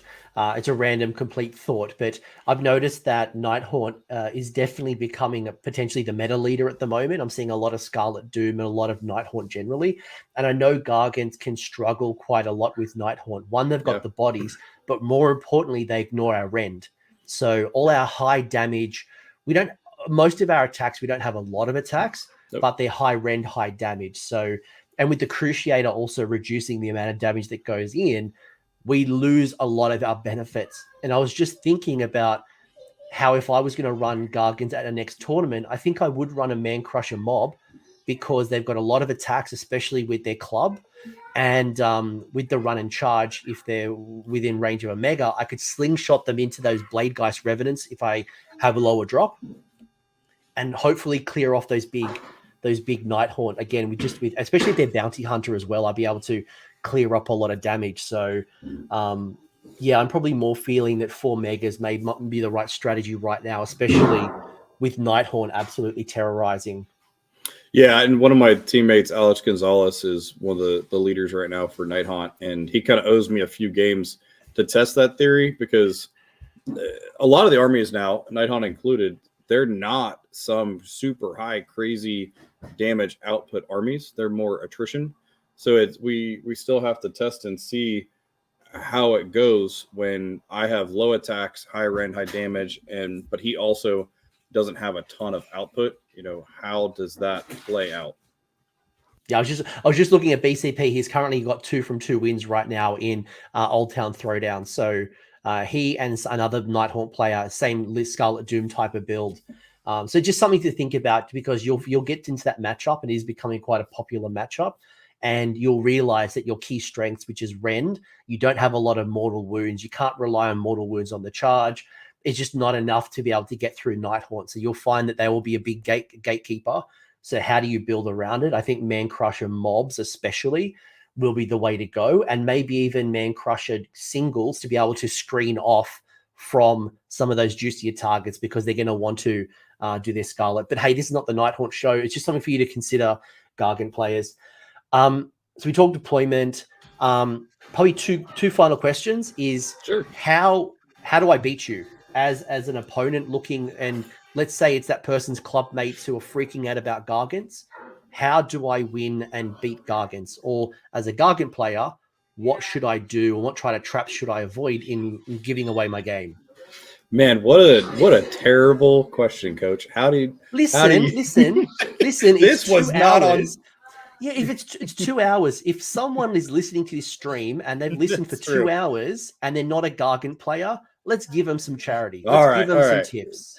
And this is actually something that if you walk up to a table with me, you could ask me this flat out, and I'm not going to lie to you.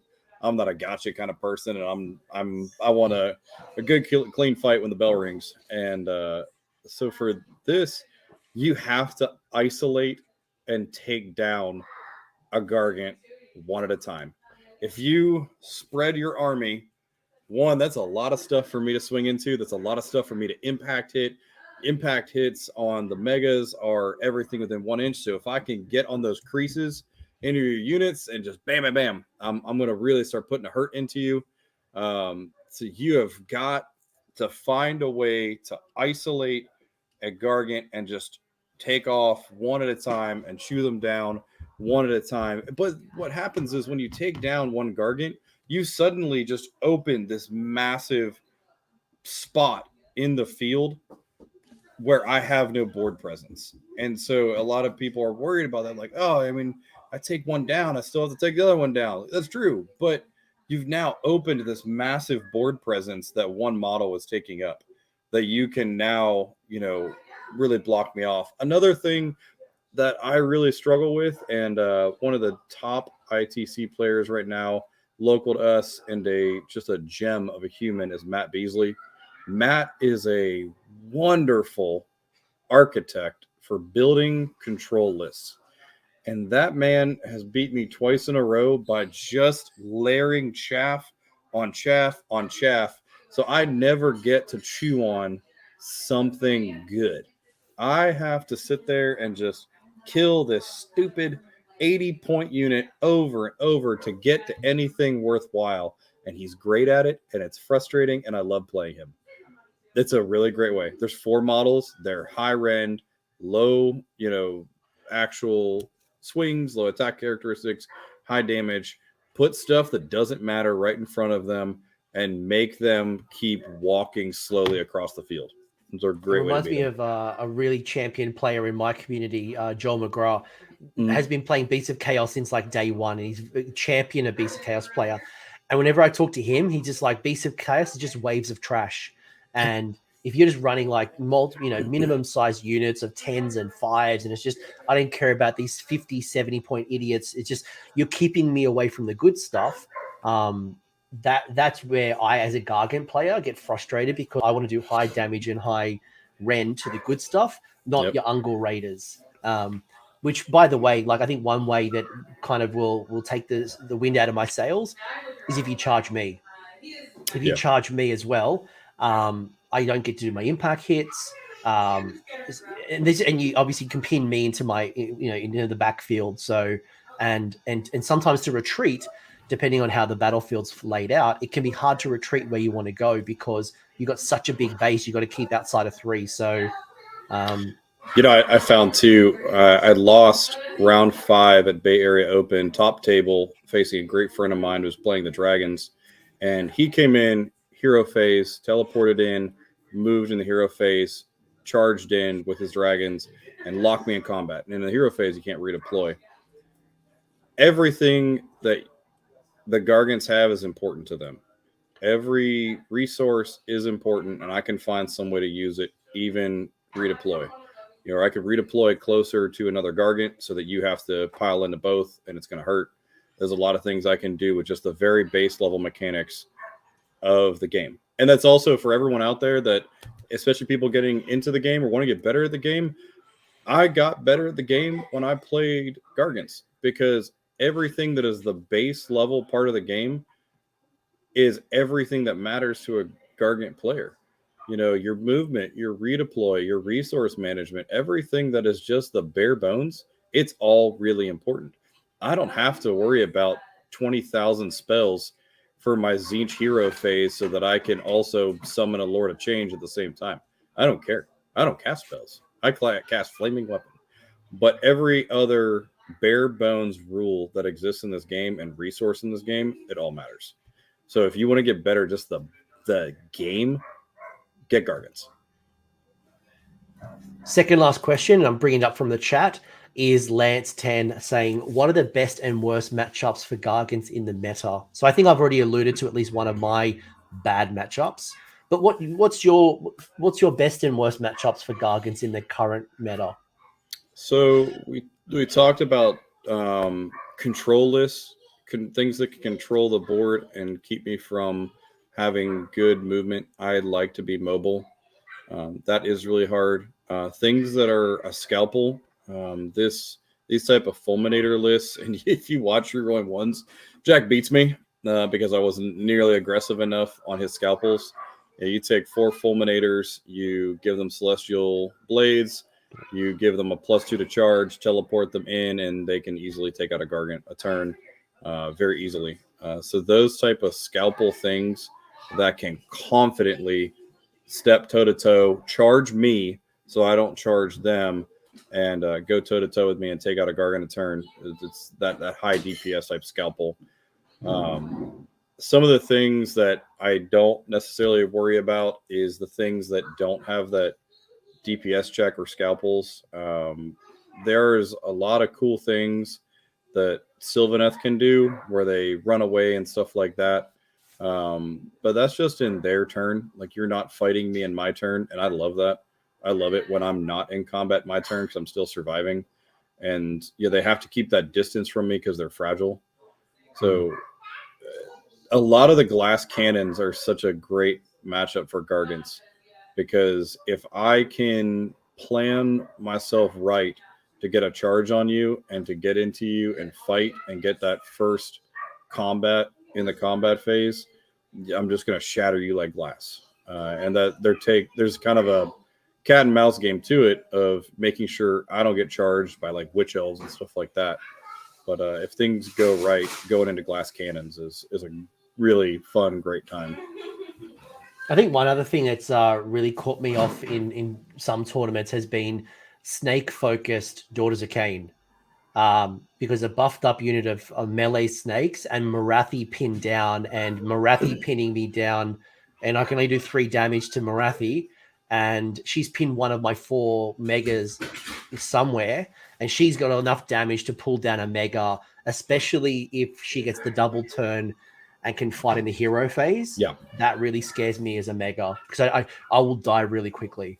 Yeah, when I was playing 4 megas, I went up against the list that was Gotrek and Marathi at the last LVO.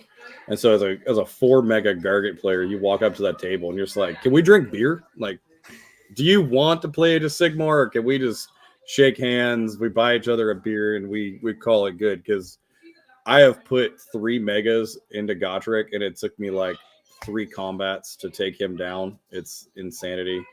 So seeing Gotrek is another one. If I see Gotrek in a tournament, I'm just like, please stay out of my bubble. I don't want to play you. At least we got the speed to be able to move around him. Yeah, so absolutely. we can ignore him, especially, and there's more objectives now than there ever has before, so we can ignore him and go somewhere else on the table. Yeah. Last question, and I think it's probably an easy one, is if you're going to add a new war scroll to Sons, you have an opportunity to rewrite or build a new model. What are you going to add to Sons? So I'm going to let you stick with your priest and wizard, and I'm going to go a little outside the box, and this is weird, but I actually went and read the short stories of the Sons of Behemat that are, you can find them on Audible and stuff, and they're funny. And the flavor of them where the Sons are mercenaries, but then at any given moment, they'll turn on the humans that they were just helping and everything else. Like, they don't care. I want food. I want a unit that is like chaff that you can also just like scoop up and like turncoat and eat and like buff yourself.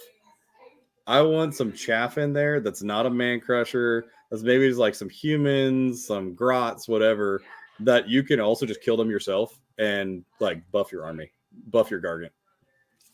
I would love to the little Johan model, the little running person in the Man Crusher. I would love that to have some type of thing. It could be like literally coming out of my mouth, like the bloat toad, where it's a token and it's not a model, it's not a unit, but it's a buff piece in range. It could be like an endless spell where you move it around. It doesn't do any combat, but if you're within 6 inches of it, it does something. As long as you're running in the same direction as it, you can run and charge. Well, it could be like what's it called? The pendulum, the Eighth Void pendulum. Maybe it has to run forward. It can't run like either way, but it's running and you get a boost. I don't know, but I'd love to see some type of interaction with Johan because it's such a cool model that, yeah, that to me would be And it's free. Like, it's already in the kit. You don't need a new He has model. no So, save. He has one wound. You can blow a stiff breeze and get rid of it. But as long as he's going that direction, you can run and charge or +3 to move or whatever. It doesn't matter. So, whatever, Bear. I would take it. Just give me some rules. Mate, it's been 2 hours and 10 minutes. We could keep talking. Funnily enough, like, I feel like we've only scratched the surface. We could keep talking forever, and we could, there's a lot of great things with Gargants, despite there being such a few model. The great thing is, if people want to hear more from you, I put your Twitter handle below, but more importantly, you are now a regular or a full-time member of the Rerolling Ones crew. So you can see Bear in action, playing Sons, playing other armies. If you see Bear playing another army, make sure to boo him and go, "Where's your Gargants? Why aren't you Gargants?" If he loses, you could say, "Hey, Bear, your Gargants wouldn't have lost that matchup," and just remind him. And more importantly, YouTube loves those algorithms. But is there anything you want to say? Any shout outs? There was what would you say? Final. yeah, just thank you so much for having me. This was an absolute blast. This is one of the perks of being part of Rerolling Ones is that I get to do super cool, fun things like talk to people like you and get on and talk about Gargants and be a complete nerd for my giant models. So thank you so much for having me. Absolute pleasure. I will say that you were on my radar for about 6 months at least. So you didn't get the invite because you're a part of Rerolling Ones. I have noticed you, and I just have been waiting for that reason for Gargants. And I think the current iteration of the Generals Handbook is a good reason to revisit and start thinking about how the Proving Grounds, Bonds of Battle, Bounty Hunters, No Hunters of the Heartland, all of these different things come into play. And I think I've seen a lot of demoralized Gargants players or people who have shelved them for whatever reason. I think it's time to pick up the tome, peeps, and I think it's time to get stomping. It's finesse, and I know that's crazy for this big bearded guy to say on YouTube, but you know what? Hit me up on any type of social media. Because of the channel, we're out there on all of them. Find me, ask me questions. Talk shop. I love it, and I love seeing people going out to the GTs with Gargants and do well. And then especially, like, you got to look full circle though. If you're gonna hit me up on social media, then go to a GT. Don't leave me hanging. Let me know how it went. I want to hear the great stories. I want to see the great models. I want to see all the kit bashes and stuff because I love it. I love it. All right, well, go follow Bear on Twitter. Go show me kit bashes. I might even take a few photos of my kit bashes and share it with you. So expect your Twitter to blow up. You're an absolute legend. Thank you so much for the chat. If you enjoyed the chat, you know what to do at this particular point. Press like, leave a comment. Let me know what your thoughts are. Let me know how you're playing Sons. And hopefully I see more of them rise to the table. I'm sick of looking at BCP and seeing Nighthorn and Sylvaneth and all these other idiots with flags up on the top. And we are not. So let's wrap it up here. Josh Cray saying you and Bear are literally cut from the same mold. I feel like this is like the destruction look. I think like even Haywo's like we cut from the same cloth. Yeah, this is my Australian brother, and I can't wait to hang out at LVO. It's gonna be great. Well, yeah, if you come with LVO, like let's hang out. I might bring some Aussie beers with me or something. Let's see what custom. Oh heck yeah! I'll bring some Seattle beers. We'll trade. Can't wait. Love it. All right, let's end it here, folks. Thank you so much for joining the live stream. Thanks for listening to it on replay. Bear, thank you for all the rich insight, and I'll chat to you all later. See you, peeps. Thanks for hanging around until the end. I hope you enjoyed that video and you walked away with a few new ideas. If you did, I would love it if you press like on the video, as well as left me a comment to let me know what your thoughts are. The conversation will continue over on Discord, and the link is down below in the video description. I want to give a massive shout out as well to the AOS Coast Patreons and YouTube members who are going in, and the funds of supporting the channel and the growth that you're seeing here. So cheers, you're all bloody legends. And until next time, don't roll a 1 on a redeploy.